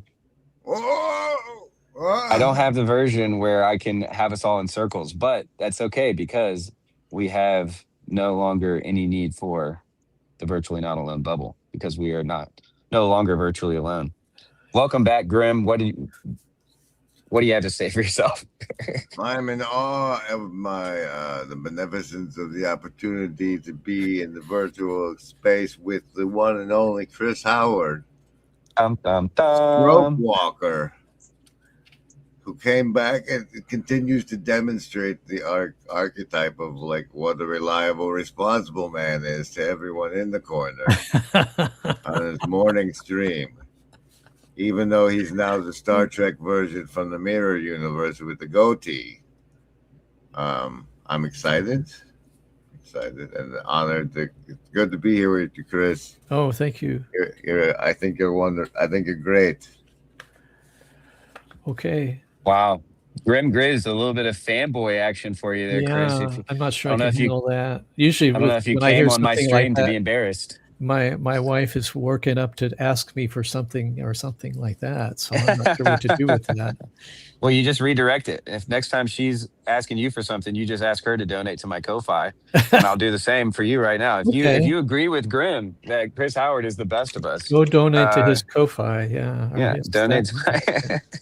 I'm not sure why Chris isn't organizing a regional camping event, Campfire Estuary, on June with the other I'm not boys. sure if there's anybody around here. There, I mean, I could maybe pull up the guys from New Orleans, I suppose.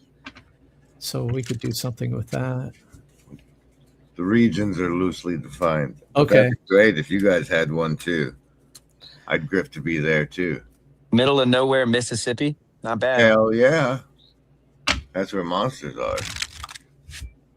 But I won't go to one in the Finger Lakes. Will not do it. No. Whoa, the Finger Lakes creep you out, huh? Safety first. Nope. Not gonna do it. Well, that's why they're regional. That's why they're regional. You shouldn't have to go too far out of your way, hopefully. But those people who are used to it, by all means, gather. The Finger Lakes people can have their own estuary. Do a lot of head counts. Do a lot of head counts during after. Yeah. What did I interrupt? Nothing. Well, nothing in particular. We were just kind of chit chatting. We were talking. One thing we were talking about is, and you might relate to this, Grim, is coming on, feeling the responsibility to kind of have something earth shaking and world changing to give. And that can be a lot of pressure when sometimes it's nice to just come on and relax and chit chat about nothing in particular. Or ask people their favorite knock-knock joke.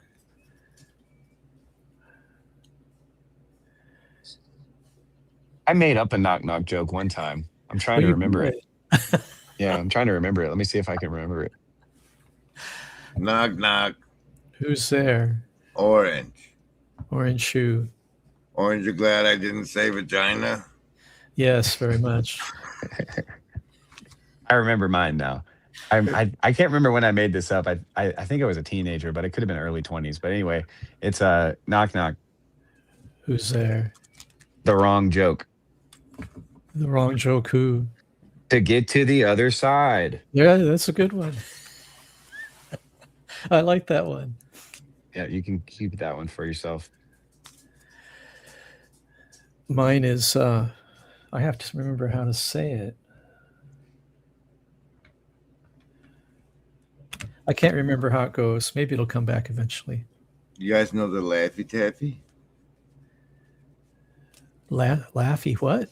Laffy I know the candy. Taffy. Yeah, the candy. Yeah, the candy. Yeah, The Laffy. open rapper has a joke. Yeah.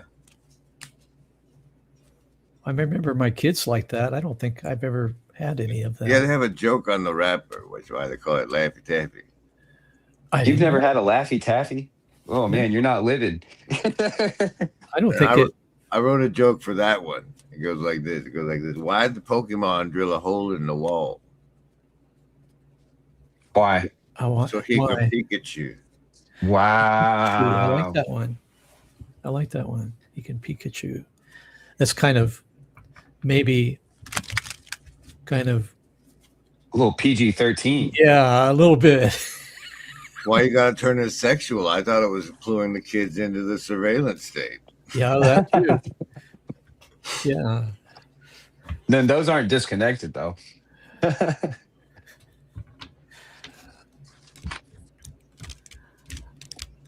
Well, I'm trying to remember that knock joke. Now I'm stuck in. How's that beat coming along there, Mo?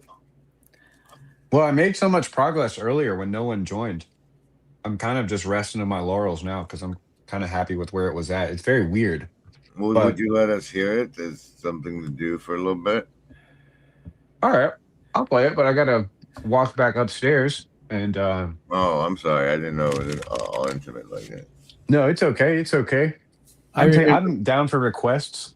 I remember my knock joke now. Ooh, perfect timing. Why did the chicken cross the road?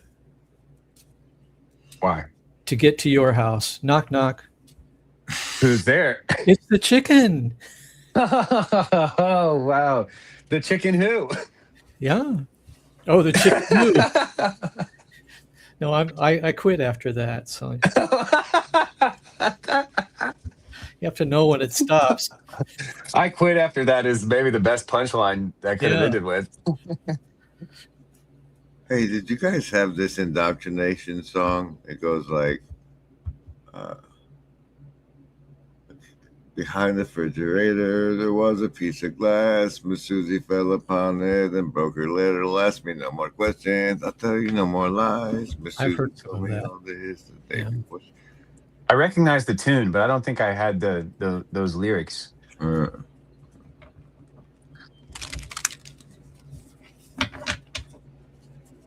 Are you up the All right, stairs yet, man? Did I we need more stall? Good, good. What's we this made it. beautiful beat? Well, this Play- is mostly just from Rigel. It's mostly just sampling Rigel.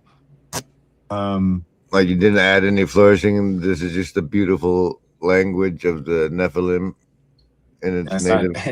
It's not just the language of the Nephilim. I did add a little bit of souse. Let's All right. see. Let's see how it goes. I think I may have to do it through the microphone again because I'm just guessing that it's not actually Two going to modes. share the audio. Now there's two modes. Yeah, double the mode, double the action. But I am going to mute everybody else. Sweet. Woo, I'm not going down without.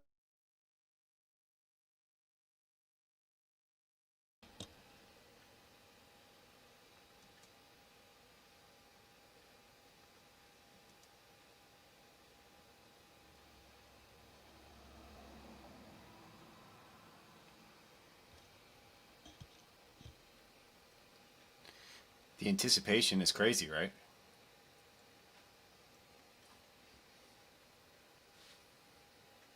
We're almost there. Oh, wait. No, something's not working. Ah. I forgot that I have to turn the volume up in the room. Rhythmic piano chord progression called Lamont Juno, which goes like this.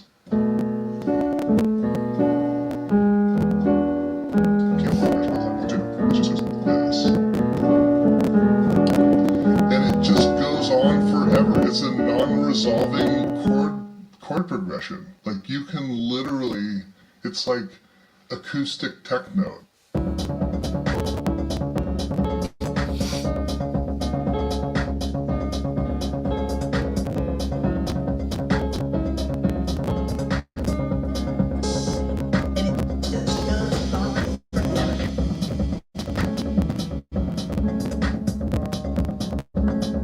I think it sounded better the first time. I'm waiting to get to where I can dance to it. And Neil Daniel was missed his flight.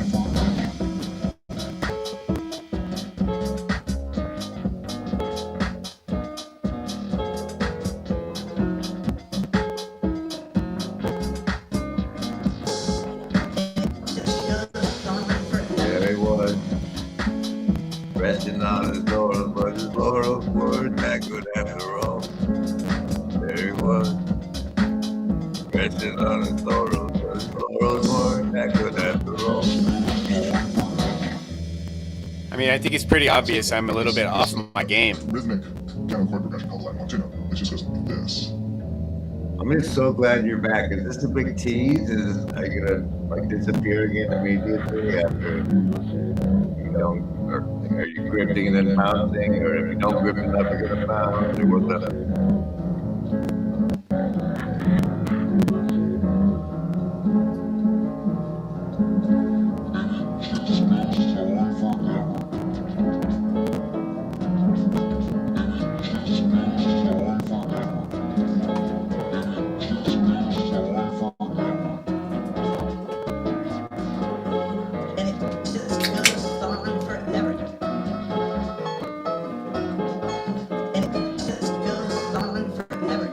This is a little sound arty. I like a little sound art.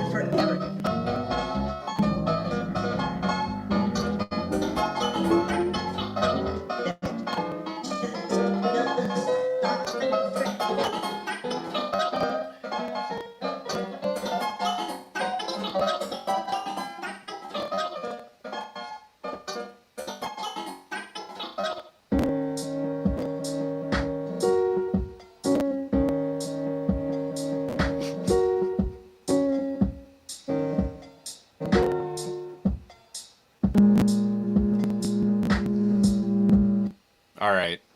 That's enough. That's all I can do for now. That's, Why would somebody use a 37-127 time signature? I didn't. I just used samples and quantized them and messed with them, and they sounded good in the moment. But you know, I'm a little out of practice. I've just been working on different types of sounding stuff, and so I experimented, and at some points the experiment got a little out of hand. I'm willing to accept that. It's a very weird sounding thing, but you know, you get what you get. Is Butamus your PAX, or is it the fake thing? Is it like you're going to disappear again next weekend? Oh no, I mean I hope not. It's more so just my life was in quite a bit of flux over the past 6 months, and so now I've got a little bit of stability enough to grift on the internet, and if I can get a little chicken scratch on the side, then I don't have to justify hanging out with my friend. I don't have to ignore you guys for money. Yeah, if you can get enough to cover StreamYard, it's pretty self-justifying hobby, right? I think so. It's better than video games,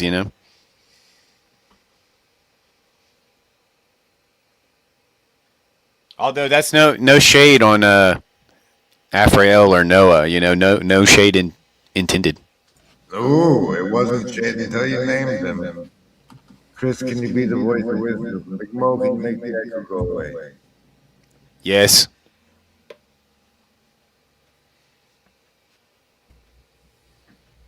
Do I have that reverb like Grim Grizz does? No, that's specifically for Grim. Oh, okay. No, it's actually an accident on my part. If he asked something, I don't know what it was. It has too much of the. I'm overwhelmed. If I pretend that it's on purpose, is it more interesting than if it was just a complete accident? No, it's about the same. Oh, okay. Fair enough. Well, Grim, do you want to rephrase your question again without the echo so that he could hear you? Ear corn. That'd be great. I would love to. What was it?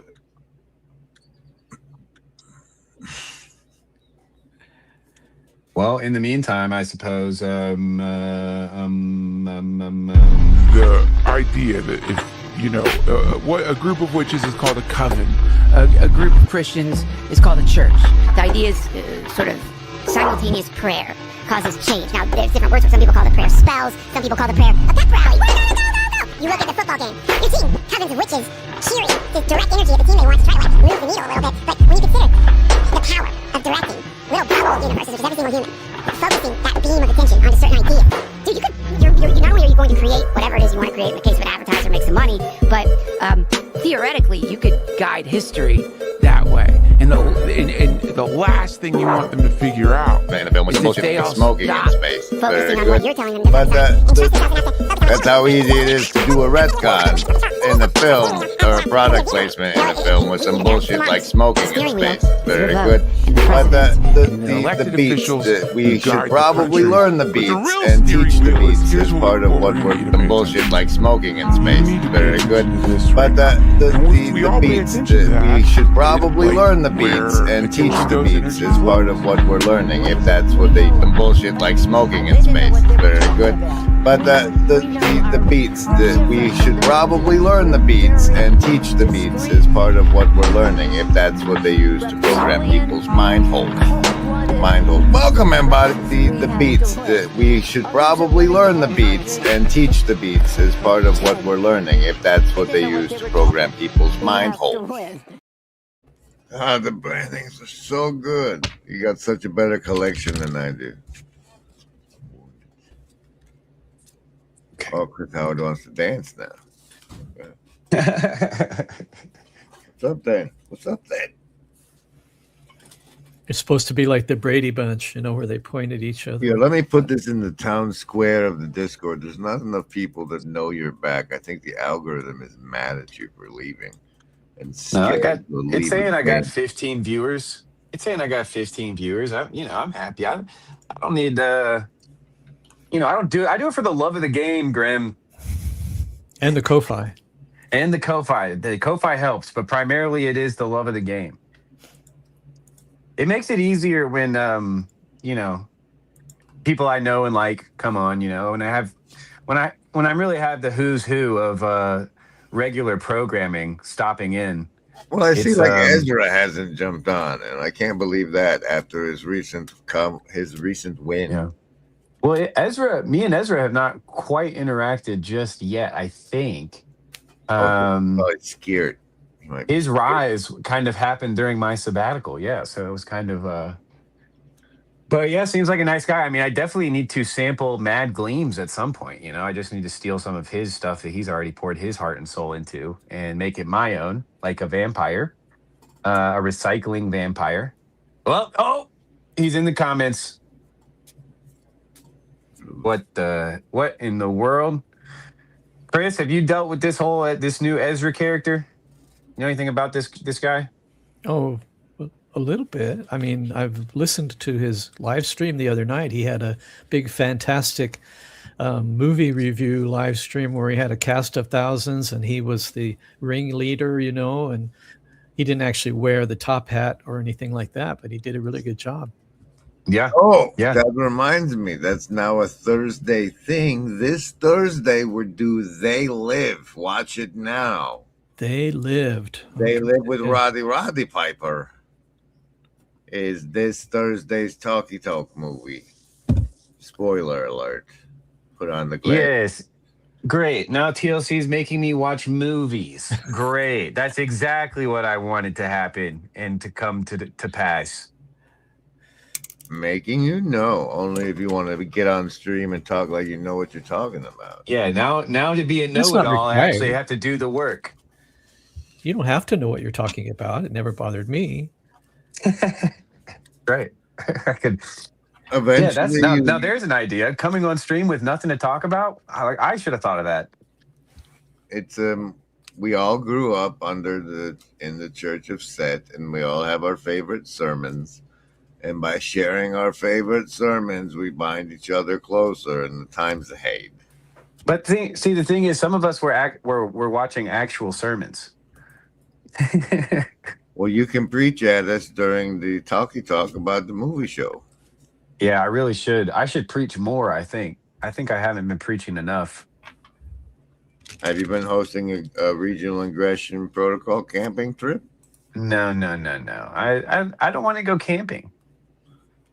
I like inside. I've camped. I think I've camped enough in my life. If somebody else, well, I don't know. Even if somebody else ran it, I think I might come visit. I mean, there's great places to camp around here, but right. Have you heard of the nestuary concept? Yes, I'm aware. But see, the thing is, here in Nashville, we can't even get an estuary started, and it's just me and Dave W. You know, and it's like if we can't even get together, then we can't even get together once a month to do the estuary protocol. So why would I expect for us to be able to plan a regional ingression camp out? Like, I think Dave likes staying inside too. I mean, I don't want to speak for Dave, but as far as my piece goes, I like being inside. You have to buy an RV. Then you could take your inside outside. Donate to that Ko-Fi. If you want to dog ear that for RV, feel free. I'll put it in my RV envelope. Yeah. To the extent it mimics what happened at Chino is kind of what we're aiming for. We had a group site, but it was among three. And if you get all three plus an RV spot, the RV spot comes with the electric. And like that's the ideal setup. But whatever happens is happens. It's just good to get people that want to be under the stars together around the campfire. Yeah.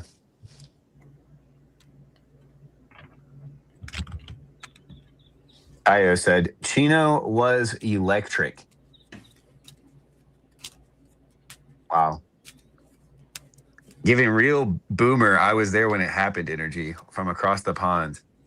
Yeah, dude. There was this brilliant moment, like right as I got to where they were fixing the car battery, that like I was walking around doing a filming shot, just everybody talking and camping. And I worked my way all the way around.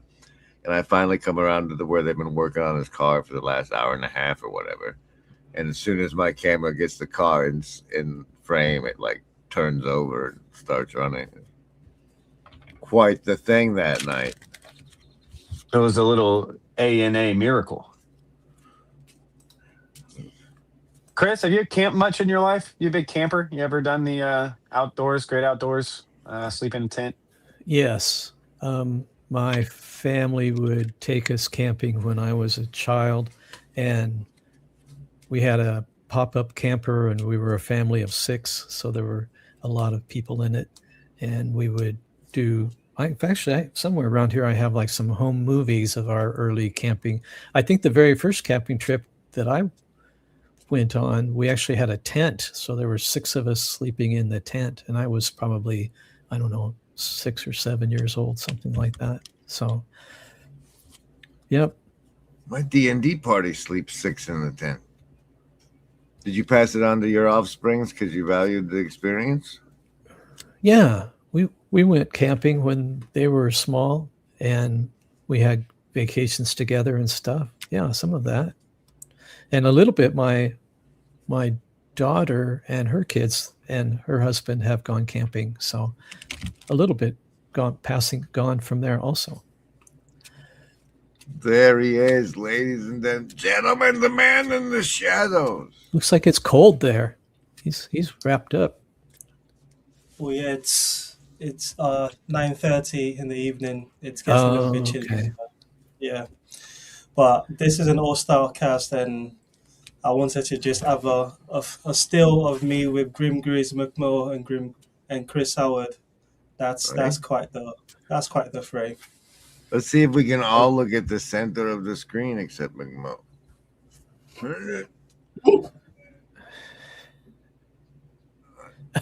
That's not. You didn't ruin it or anything.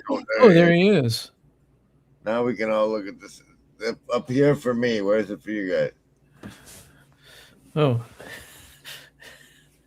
you got it backwards, T. Oh, there you go. There you go. Hey, this is not a swastika. No. All right, there we go. How about that? No. Well, we don't do that. Oh, it's good to see you, sir. Good to see you too. Yeah, I also did not get a notification for the McMull stream being back, so it's good that you put it in the town square. Yeah, well, I'm glad that thing works. That's right. They're trying to keep me down. They're trying to keep me down out there. They don't. God forbid a white boy get a little motion. They don't want us to win.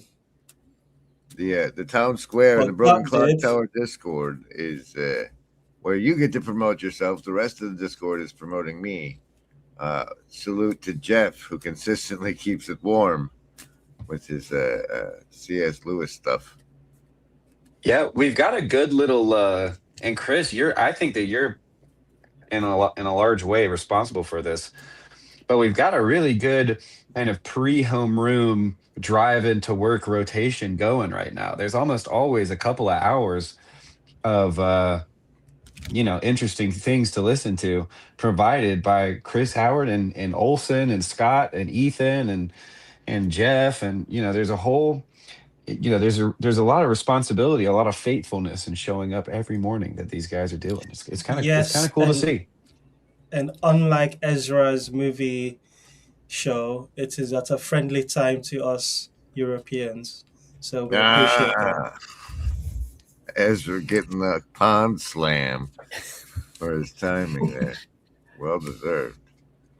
When I do think of Ezra, that's one of the things I've learned. Having not seen him a lot, he does seem really much like a America first kind of guy.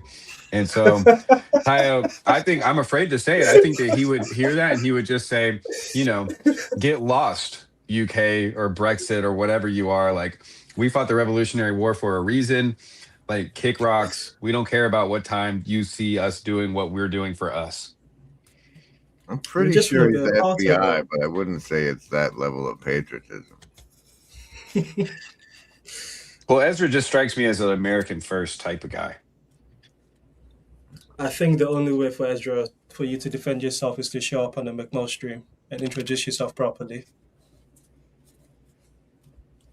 I don't think he trusts the thing called the McMo stream. He might. When not I even see know. Ezra, I see MAGA, Make America Healthy Again, America First. Iran was about to attack us. That's why we had to do what we had to do. We had to do it first. The right-wing infiltrator of the TLC suckered Grim onto the Grim Grizz stream as co-host. Now hosting. When I see Ezra, I see Israel has a right to exist. The EU should be able to make laws in nations. Yes, they should. That's just the general vibes I get from Ezra. I don't necessarily agree with any of those positions, but I can see how you can get there, and it's okay to have your opinions here in the TLC.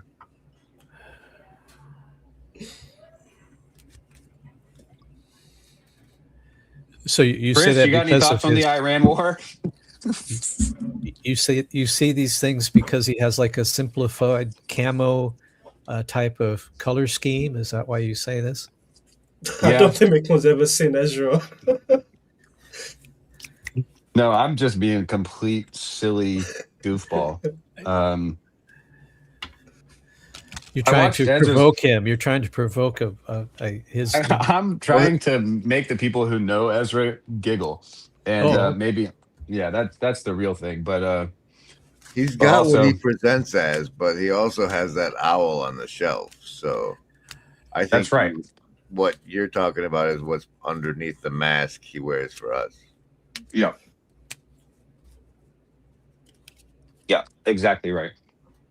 No, I was not really.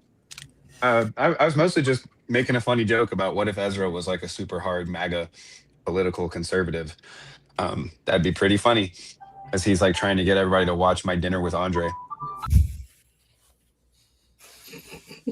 That is kind of funny. I think so.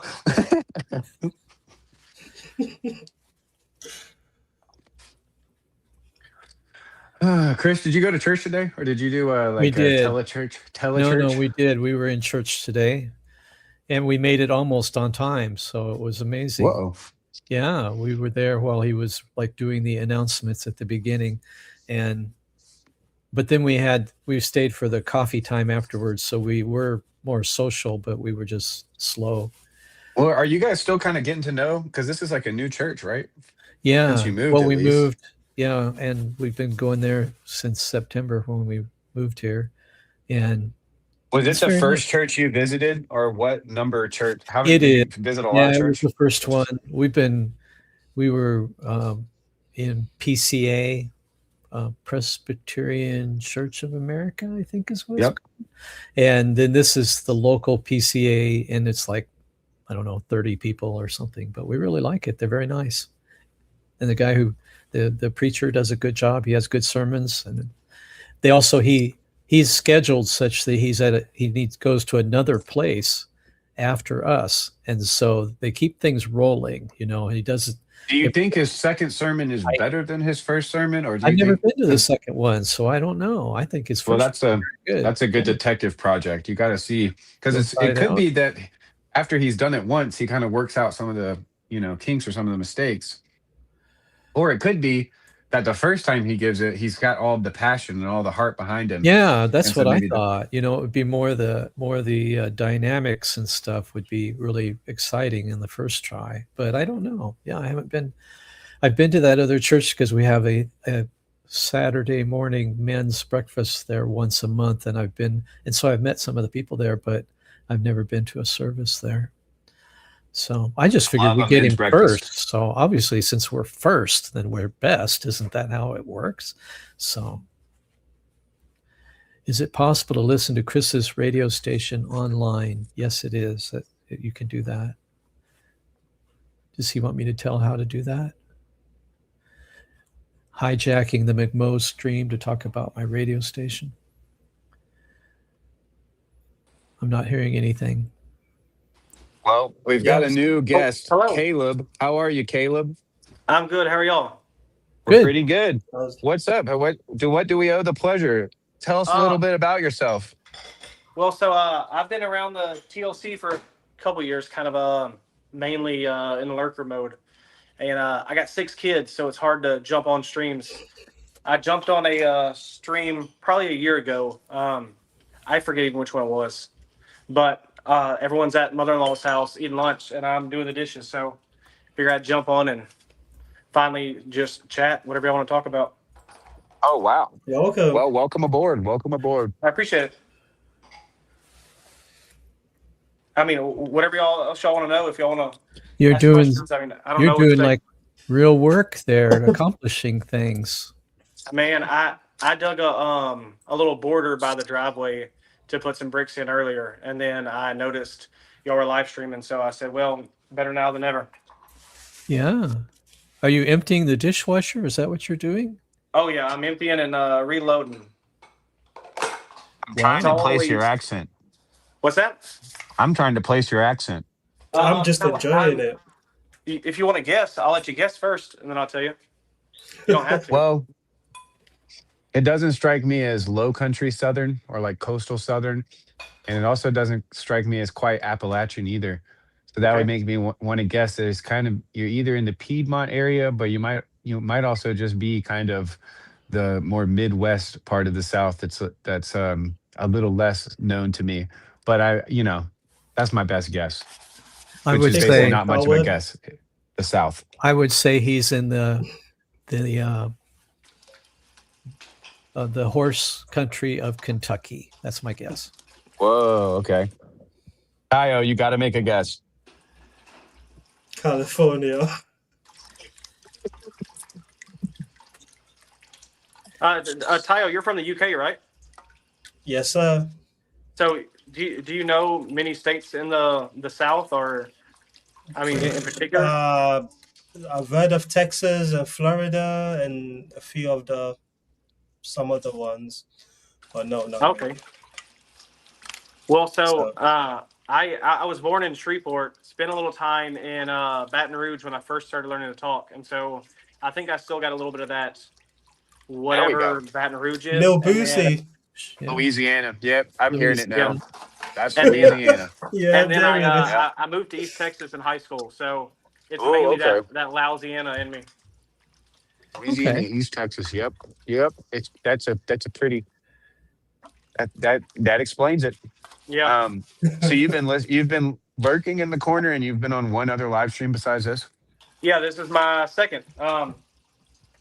So I initially was like really into the Bible Project. I did some time in the Marines, and then I got out and went to like a Christian college, and then the Bible Project like podcast was like the thing I was into, and that's great. I got years and years into that, and then somehow I ended up finding Symbolic World and Lord of Spirits, and then I found a Paul Vanderklay like video and listened to a minute of it and realized he was Calvinist and was like, I don't want to listen to this guy.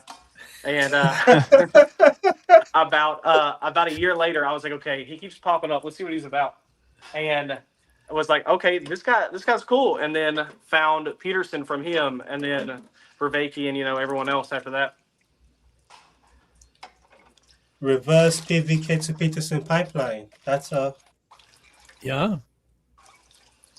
Yeah. So, like many others, stumbled in through the show.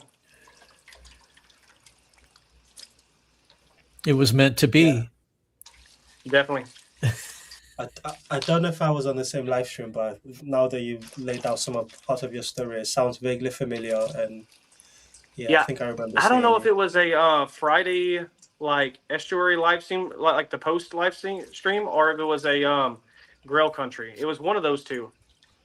But man, I can't remember now. It was a few years ago, so who knows? Did you say you have 6 children?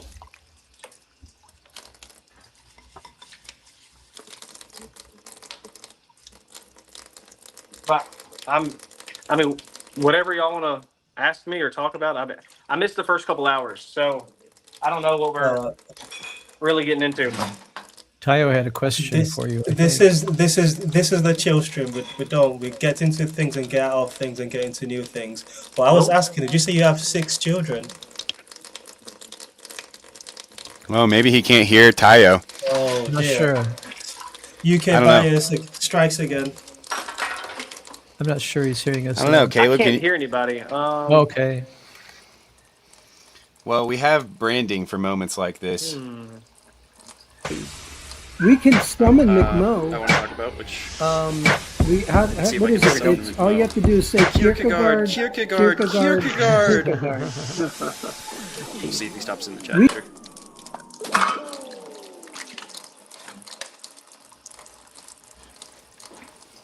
I think that probably check, happened because Caleb? my microphone or my phone died, so I had to run inside, and so it's probably my fault. But Caleb, if you can hear us, Tyler's been trying to ask you. Did you say that you had 6 children?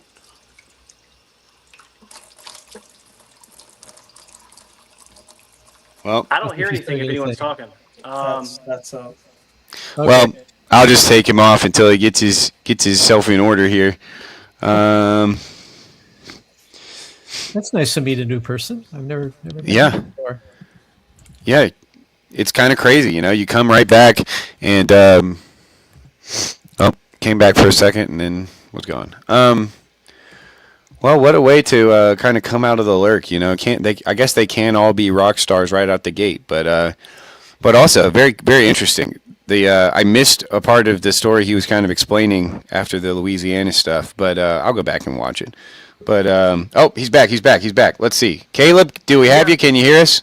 Now I can hear you now. I don't know what happened. It There he is. went out on me.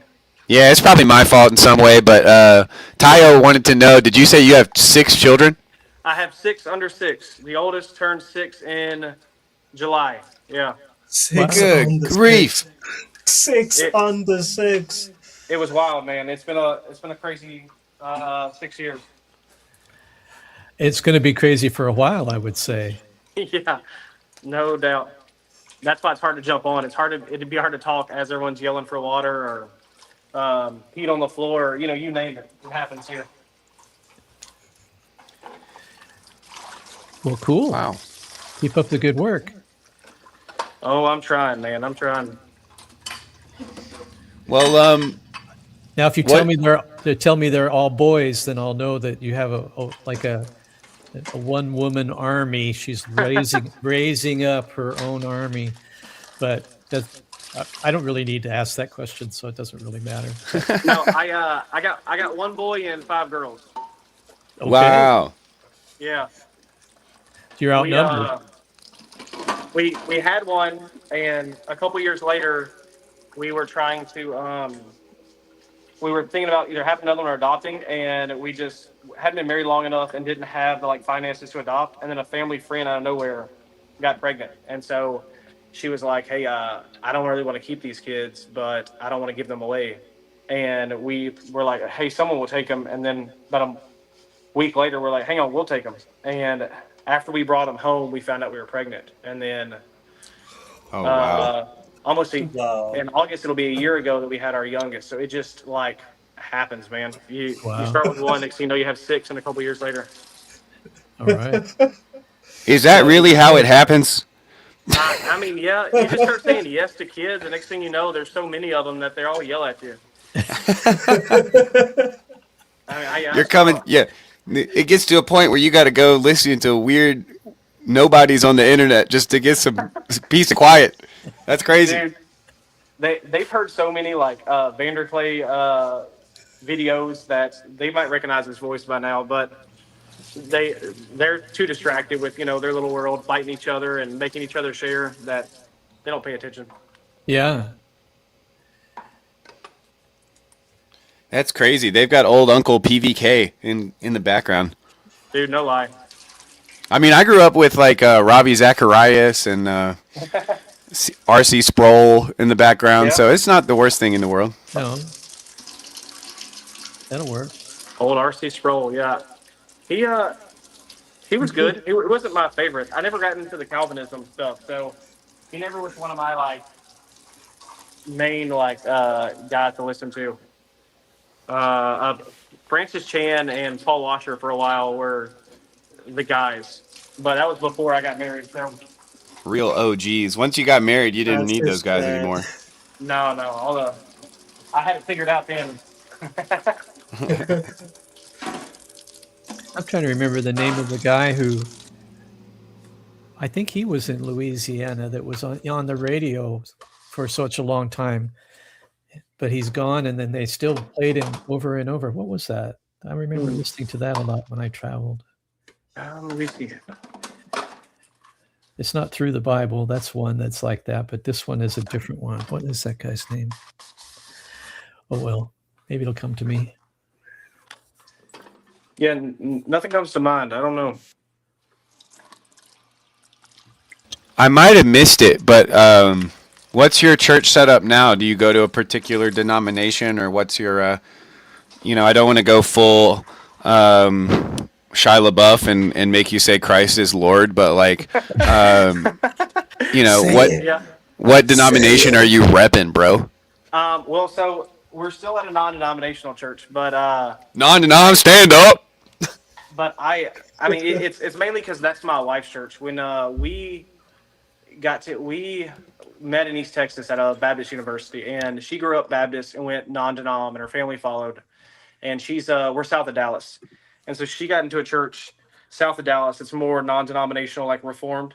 And so when we got married during COVID, we left our Baptist university and moved out here, and I started working for a dad.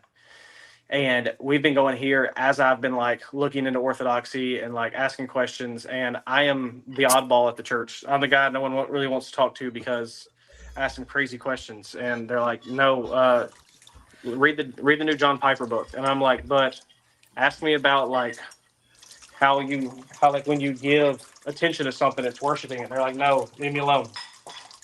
So I think you found your people. dude, no lie. And so I would go Orthodox whenever if my wife would. I've been hesitant to be like, "Hey, babe, here we go, load up, we're out of here," because I don't want to drag her into something that she isn't going to like willingly go into. And about a month ago, she started asking actually questions about it, and was like, "Okay, tell me about what you think you believe." And it's been good. Not quite there yet, but Why do you want to go? I'd go to the Orthodox church down the road. We have one in town, and they don't have a priest, but I've been probably once a year for the past 5 years to like the Easter service and like random Wednesday nights, just whenever I can find time to skip out and slide over there. But that'd be my flavor, I guess. You like the experience of the liturgy, or what's drawing you that way? I think it started out with like it feels embodied.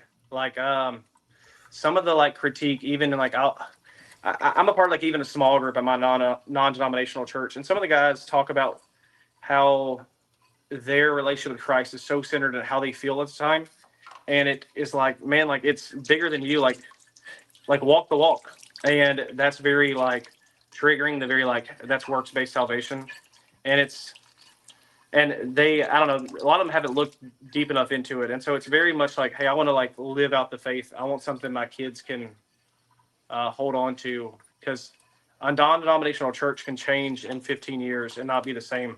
There's nothing like anchoring it down. And I guess that's kind of my worry, because I kind of grew up in church, but not really. And so, well, I mean, yeah, kind of. My dad really wasn't like, my dad pretty much rejected Christ, and my mom had like nowhere else to go. And so we went to a Baptist church. And then once my mom got remarried, she stopped going altogether. So it's like, kind of churched, kind of not, because it was more convenient than anything. So there's something about the kind of connection to the tradition of the Orthodox Church that's appealing. That it seems like it's a different type of life rather than just kind of what you do on Sunday type of thing. Yeah, I mean, I fall in the classic like no father in the household kind of, young millennial guy, and so the idea of like structure and purpose and meaning just are like, please give it to me, you know. So I'm hopefully a little self aware enough to know that like, yeah, my like lack of strong like upbringing definitely like pushed me into this in a weird way. But yeah, I would agree with that. That the tradition, the beauty, the like expectation to like live it out, not just the mental like confession alone. I think definitely drove me over.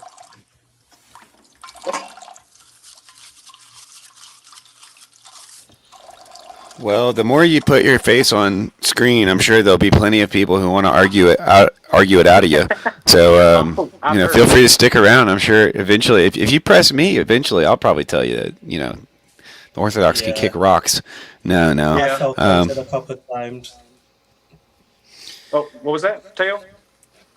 No, I was just commenting that I felt tempted a couple of times to fight you out of it, but I'm too grateful that you're at least thinking ahead of like what your children are going to believe. That's not a bad strategy. Chris, you ever thought about going Orthodox? No, I don't really know anything about it. So, yeah, probably for the best, honestly. Yeah, for them, you mean? Can you imagine trying to convince your wife, Chris? She's going to think it's a result of the stroke. Right, yeah. And I don't know how far we would have to go. So that's at that point, you might as well just go all the way to Greece. I suppose. Yeah. No, maybe they did. Let me look. We'll Google Greek Orthodox in Mississippi. Orthodox in Mississippi. Yeah, I'm happy with what I'm getting. I guess. Oh, come on. You don't want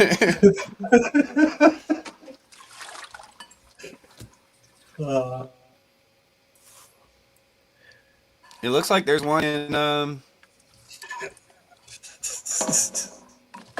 what do we got? One up near Oxford. Tupelo. One in Tupelo. One near Starkville.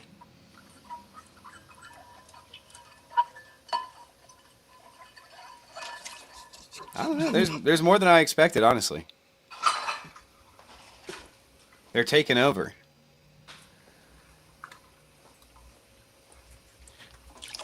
I wonder, do you think there's somebody like in the government or something that has like a big screen and it's just like a map of the different denominations and like how they're spreading over the country, and they, because they have to give a report to the CIA or whatever, like that this is how much these are where the religious people are. The Catholics have grown 50% in Southern California, partly due to illegal immigration and partly due to real conversions. Yeah, like the what? CIA have the department of I wonder what it would take to get some of that data. I don't think they pay that much attention or know enough about the subtle differences between one group and the next. Maybe they do, but I don't think so. I think if you ask Jay Dyer, he would say they definitely do. But he can get a little wild though. So. Oh boy, you're a Jay Dyer guy. We should have seen it coming. Oh, we should have seen it coming. Jay Dyer. Well, that's a contradiction, bro. That's a contradiction, bro. Yeah, that's pleading. That's special pleading, bro. And his Mormon songs and his Black Hebrew Israelite songs, I think he's funny. His like style gets too much for me. He was very much like a Vanderklay guy at first, where I was like, okay, I don't want to listen to this guy. And then I was like, okay, he actually has some jokes to him. I appreciate his humor. But yeah, he's not my flavor necessarily. No, it's okay. It's everybody's doing their thing out there on the internet, and but it would be very funny if you were kind of super like, I'm a diehard Jay Dyer fan. Anyway, in the meantime, we got 007 Ron join us, real legend of the corner. Ron, I wanna give you a high five so that I can go, because I'm supposed to help my wife do. No, go this way. Yeah, there we go. High five. I'm gonna take off. Nice you guys. All right. Well, thanks for hanging out, Chris, and letting us pepper you with questions. Yeah, thanks, oh, you're welcome. We'll see you around. Later, Chris. And then it was just us chickens. I jumped on because you had mentioned jokingly that the CIA keeping track. I lost the volume again. I can't hear anything.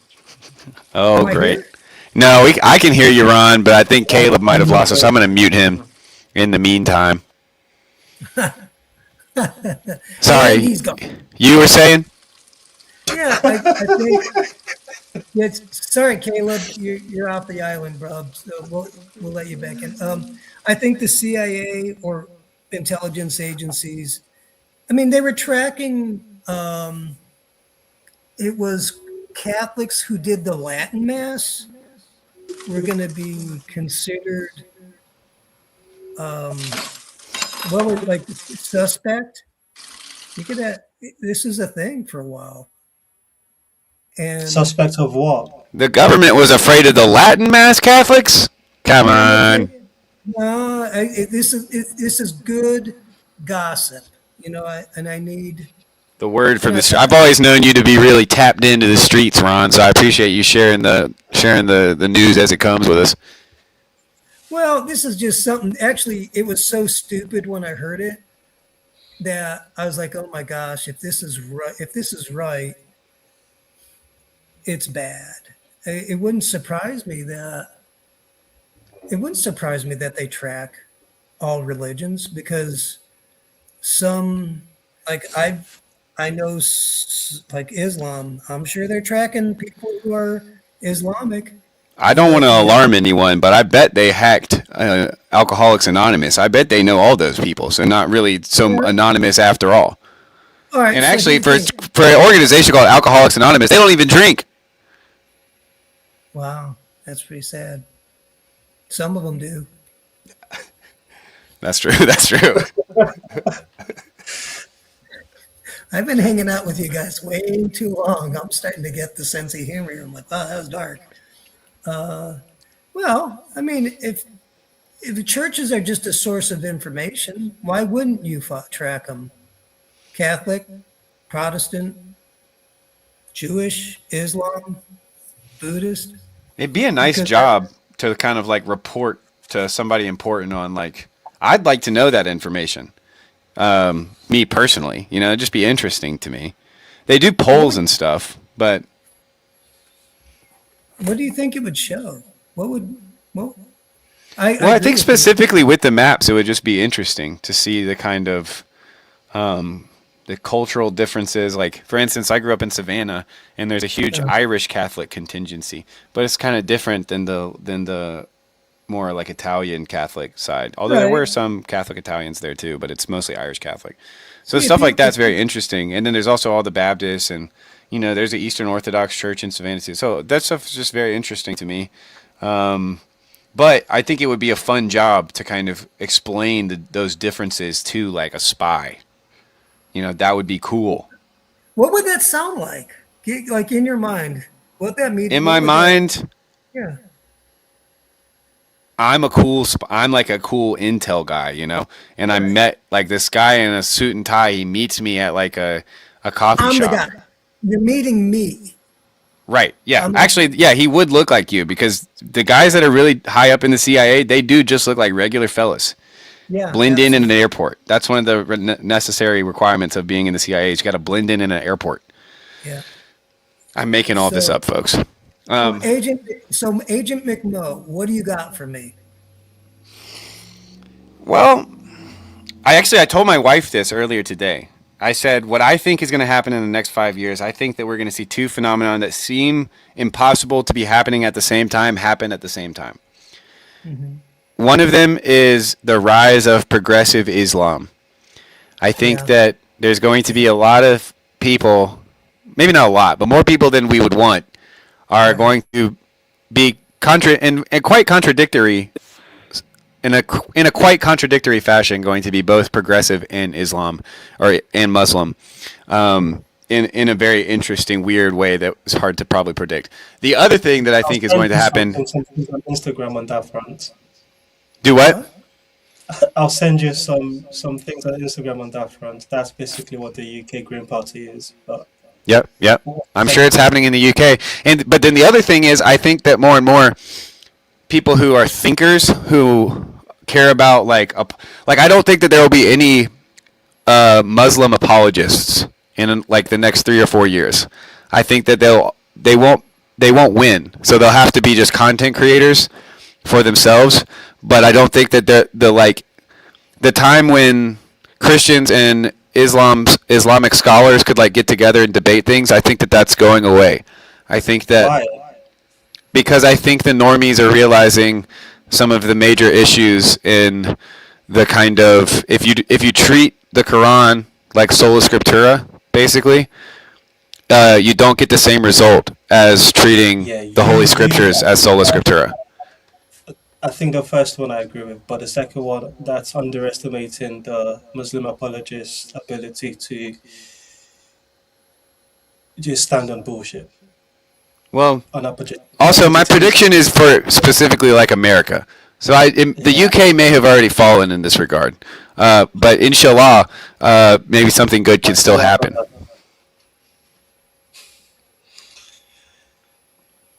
I don't know what to think about what's going on in the UK. But anyway, that's what I would want to talk with a CIA 007 Ron with. The name's Copperman. Ron Copperman. Da-da-da. I got a homeless guy talking to me. Oh, jeez. Hold on a second. I'm not homeless yet, Ron. Donate to the Ko-Fi. If that's how Ron treats homeless people, I got to keep my house here. No, tell him you're on. Tell him you've got another homeless person you're talking to already. No, I appreciate the offer, but I do it myself. Thank you, though. Oh, Ron Copperman. Dude. Tayo, it was a great sketch. I thought something was going down in the hood. That would be a little too much intensity for a chill stream, I think. I'd have to boot you. I'd have to boot you and just pray for the best. You just kick him off the stream and ignore like nothing happened. We don't do drama. I don't want any part of that on a chill stream. Save that for a House of Woo or something, you know? Oh, I'm so sorry. I apologize for almost getting attacked at my house.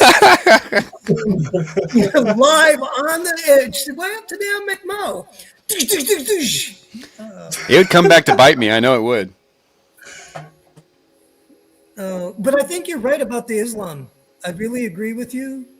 And I think the apologist thing, I think it's going to go towards propaganda. Why bother with apologist stuff when you can just make a good clip and drive it home? You know, just do some branding and get a little, just make the waters that everyone swims in flow that way. So I'm not trying to hate, but I do see that as a probable outcome in the next couple of years or sooner. I'm trying to figure out. I've already got clips about it from jokes. They're like, it's liberal Islam. It's like a liberal woman with the hair and everything, colored hair, in a burqa or something like that. And it's like, I love Islam and hate white men or something like that. And it's like, I can send them to you if you want, but no, well, we don't do that.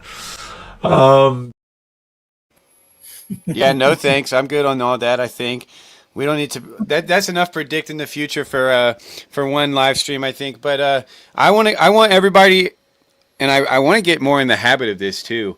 But I want everybody to, if you think about the last week or so of videos, what's the first video that comes to mind? What's the most salient video that you've watched in the last couple of days?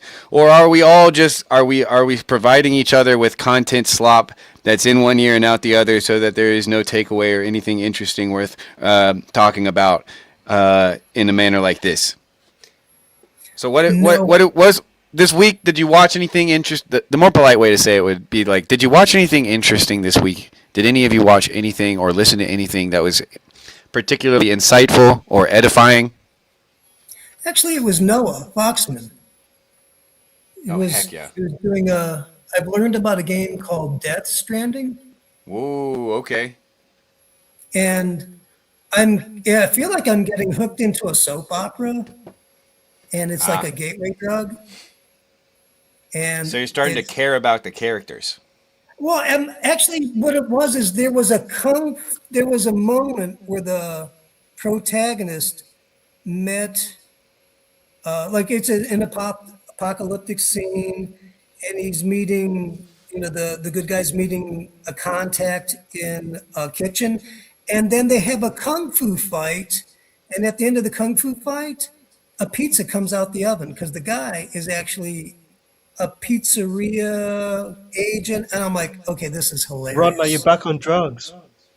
No, but that's the thing. No, this It's is like, the video yeah. game. Yeah, this is Ron's not lying. This is exactly how it is actually. And it was There really was a well kung fu done. fight, and after the Yeah. pizza came out. No, I'm not lying, and I'm not high. Yeah, no, I watched a little. I watched Noah's video game streams. I mean, yesterday he streamed for like 8 hours or something. Yeah, that was Yeah, it. I woke up and they were still in. Yeah, Yeah, you slept. You basically got a full night's sleep while Noah, like in the time it took for Noah to play video games all weekend. But I think his wife's out of town, so that's why he was like, "I'm gonna Yeah. stream because there's got Well, nothing that's else to it. do." That was it. I think that they like Ron. I think that they really like Noah and Afriel. I think they really like when you hang out with them. I think that they enjoy kind of seeing the. It's kind of like when you watch a baby see something for the first time and it makes you see something different. You're Exactly. like a baby of video You're the games for these baby. guys. I am. What's that? Why Yeah. why are their heads exploding? Who's the bad guy? And actually, I'm liking it, and I see. Yeah, it's fun. It is fun hanging out. And then there's Sunday. I'll be honest with you, dude. I've missed the Sunday chill streams. I'm Well, you know, realizing- my life changed a lot, and I needed to get back to a little bit more stability before I had the kind of juju and the energy to kind of run a stream. Because I don't want to get on the stream and just be sad and not want to talk at all. You know, that's I mean, what's the point of that? So, yeah, I mean, people are noticing. Noah streamed for like 8 hours, says the guy who's coming up on the 4 hour mark of the stream, halfway there, McMo. Yeah, I mean, I've done the long stream thing. You know, it's easier for me because I'm not sitting in the same place doing the same thing the whole time. You know, like at the beginning, I start with making the beat, and then we listen to Brett for a little while, and then Grim came in. So it switches up. Noah's basically just playing video games, looking at the chat. That's a different animal. That's a completely different animal. Yeah. And he doesn't have any branding. Yeah, no, yeah, you're right. But he's got a video game going the whole time. So you're distracted the whole time. If you want. It's a different animal. Yeah, and he plays a video game with the like celebrities in it. Yeah. Wait, what? The celeb? What do you mean? I am so out of the loop. The game Death Stranding has Norman Reedus in it and a couple of other like big name celebs. As voice actors or as themselves? Well, as voice actors, but also like the characters, the 3D characters look like them. Oh, all right. I see. Yeah. Uh-oh, we've got someone else. Chad, welcome. What's up, dog? Dude. Chad, can you hear me? Can you hear us? Yeah, we can hear. We can hear. What am I doing here? What's happening? How did I get here? There you are, is. You found us. What am I doing? What am I doing? What's the point of all this? Can you The hear me? point of the You Sunday can- chill stream is to chill on stream. Chill, bro. Sweet. Nice. Very good. Very good. We were indeed. talking about Noah's video game stream. He like did like he made content for 13 hours yesterday. 13 hours straight. Dang. Cool, man. That's like a super chill stream. Yeah, Noah's probably more chill than me, honestly. Nice. No, there's been a lot of activity as of late. We went to church today, and then last night. I met up with Ethan and Nick Freerillian around a campfire. Whoa! With some bros. What do they call that? Yeah, prodigy bros.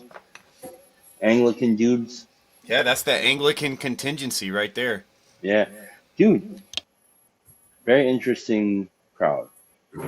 Might be one of those guys. Might end up landing there, actually. But Well, that's I pretty don't know. crazy. I don't know if I'm nerdy enough, honestly. Like That's I a was fair. just, I mean, I was just looking around, like, dude, these guys all look like, even though they're American, they are all kind of oddly English. One of us. One of us. Yeah, dude. So yeah, there's that. But that was good. And this morning I got to hang out outside a little bit with my daughter and my wife. And now I think Carolyn's going down for a nap, and I want to get something to munch. But I just noticed this weird ass conversation dropped on YouTube's. Uh, the old Brett Weinstein is grifting on the old. Well, he's not grifting, but Weinstein and Pajot and Jordan Hall were had a Whoa. conversation. Dang. Should we check that out? Or That's should we weird. end the stream so we all go check that out? I don't know. I just think it's interesting. To me, this is the. I don't know, man. I don't know what to make of it. Part of me feels like, like PBK should be in that conversation, and then the other part of me is like very happy that he isn't. You know? Yeah, that's true. I'm usually I don't know, maybe is that something you can just trust the Lord with, you know? Just like you know. I don't know. I kind of like PVK's not in that conversation, to be honest. But Yeah. I get what you mean on that side of things. But Ron, it looked like you were about to say something. Were you about to say something, Ron? No, before you No, say something, Ron, have you changed twice since you last came on? well, yeah, because there's no just once because I felt like a real schmo. I had my Okay, I wife. thought I was tripping because I saw you come on for a second in the vest and then you came back on in the same anyway. I should have just messed with your head and said, "No, you're on You drugs." should yeah, you should have made another switch. Yeah, yeah. So it was. I just felt like a schmo, and Nah. I don't know. Well, here thing. Getting back to your CIA comment and all that for Jordan Hall's your guy. Like he doesn't even hide it. He's like DOD. I mean, I respect him too. Don't get me wrong, but I mean, honestly, isn't it Brett that's going to be the CIA guy? Maybe they're all CIA guys. Probably. Maybe all of you are CIA guys, and it's just me I that's actually a non-CIA guy. listen. That's I'm not going to work for anybody who would have me running security. That's just you're disqualified. that's No, exactly what somebody like you would say. Yeah, I know. that's exactly the type of guy you'd want. Yep. I mean, I am former military, so there is that against There me. he is. Got him. Well, that's about enough of you, Caleb. I'm just kidding. I'm just kidding. Hey, if I was CIA, would I be doing my own laundry? Think about that. Yeah. On Here's Yeah. my screen for CIA Very publicity There it purposes, is. of course. There's my laundry. Got to fold it. That's what we're going to be doing. Run past. We got. This is a crazy chill stream back from a long break. You know, you guys are really putting me to the test here. I'm realizing I'm getting worse at listening, I think, as the time is going on. All right, bro. Well, I just, I don't know. I think it's interesting. I'm really grateful to know you guys as people, and I've met everybody except Caleb, oddly enough. Yeah, Caleb's new today. Basically, he's been on like one other stream, and it was like a year ago. He's a lurker. All right. Yeah. Well, I'm a I've big seen, lurker. I mean, I met everybody else, so I know that you guys are genuine dudes and actually have skin and breath and smells, and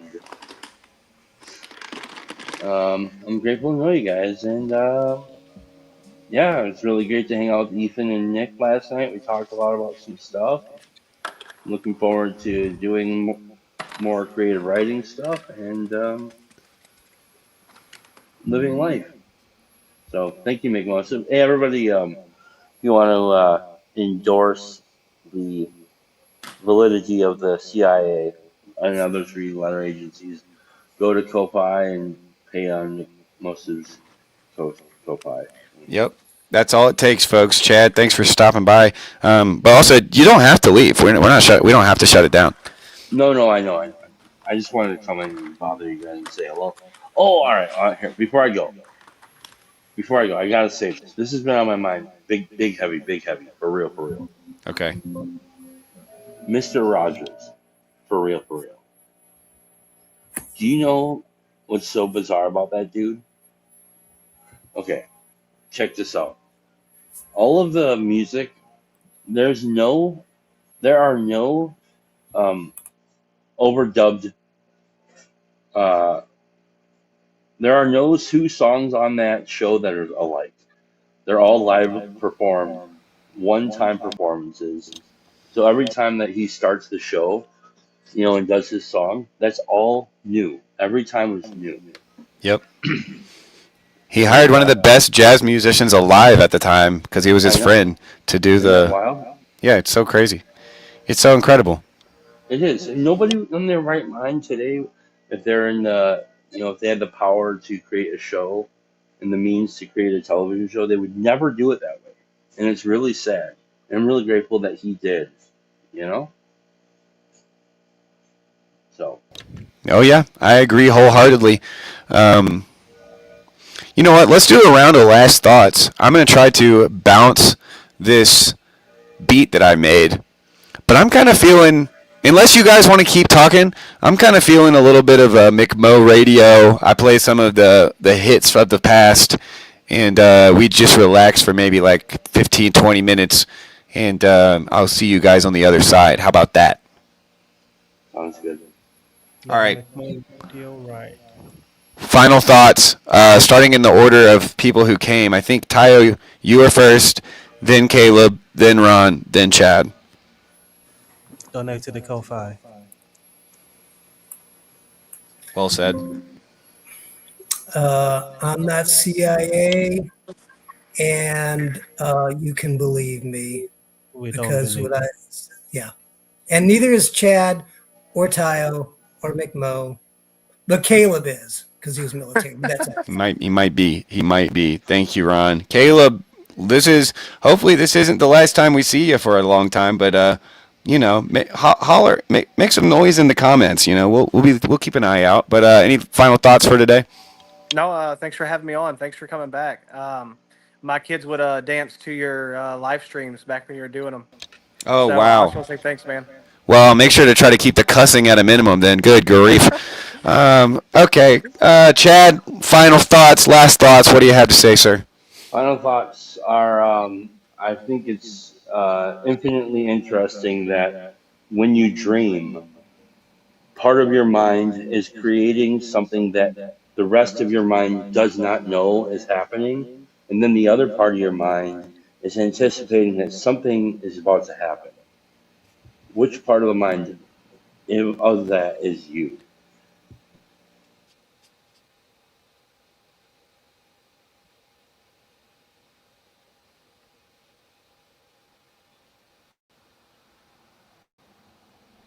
Enjoy and finally the last one. There's no art for the corner. If you're a smart person.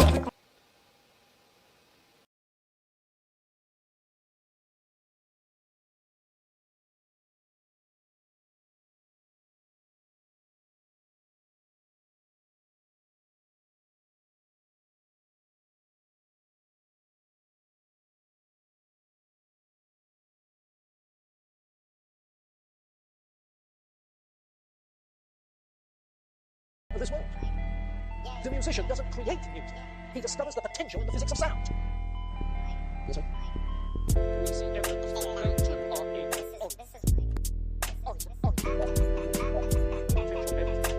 what an artist does, an art is the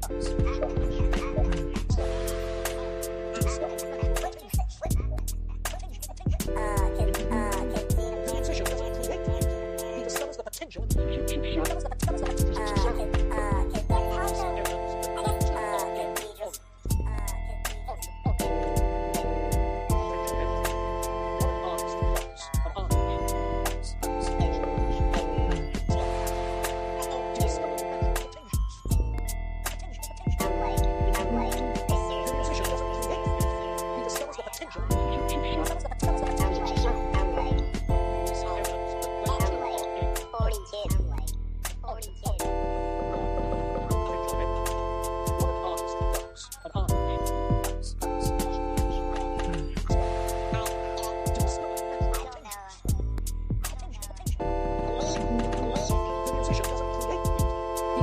potential in the physics of sound. We see evidence that they too are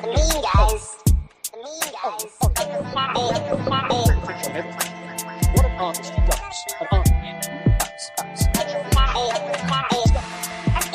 to discover the musician doesn't create music. He discovers the potential in the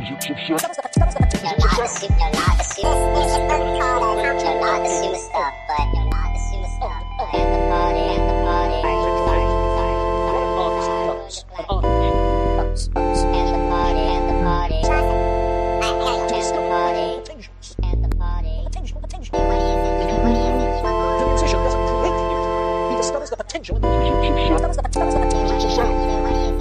We see evidence that they too are end-oriented. Now, if there is then natural potential in everything, what an artist does is not to create, but to discover natural potential in the physical elements of this world. The musician doesn't create music; he discovers the potential in the physics of sound. Yes, sir? We see evidence that they too are end-oriented.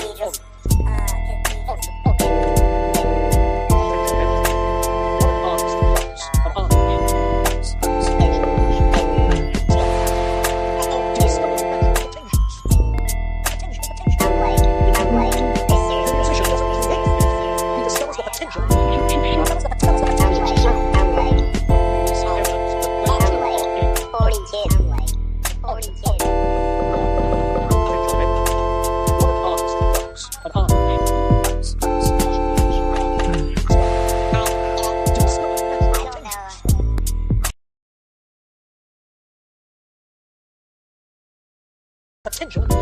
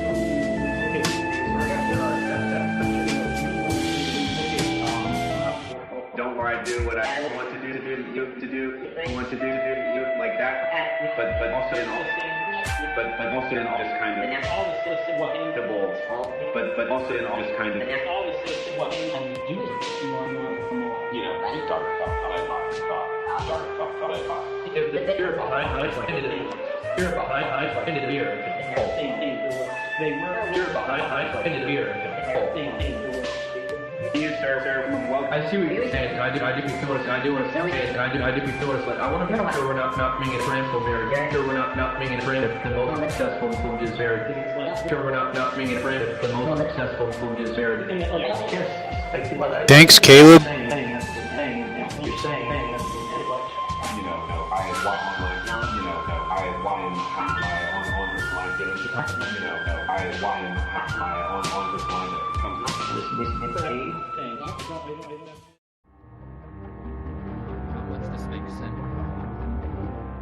So anyway, I was We'll see if we can find it, Skank. Unfortunately, I didn't call it anything. I just named it by the date, so we'll try to figure it out. than that, but also not. So anyway, I was my bro. Those who don't leaving behind. And I do try to walk that fine. Not if you will, but just trying to, if you will. I don't know. That whole taking a side, not like I don't needs hope, but like needs value, needs sacred. Not like I don't. It's so sacred. It's so sacred.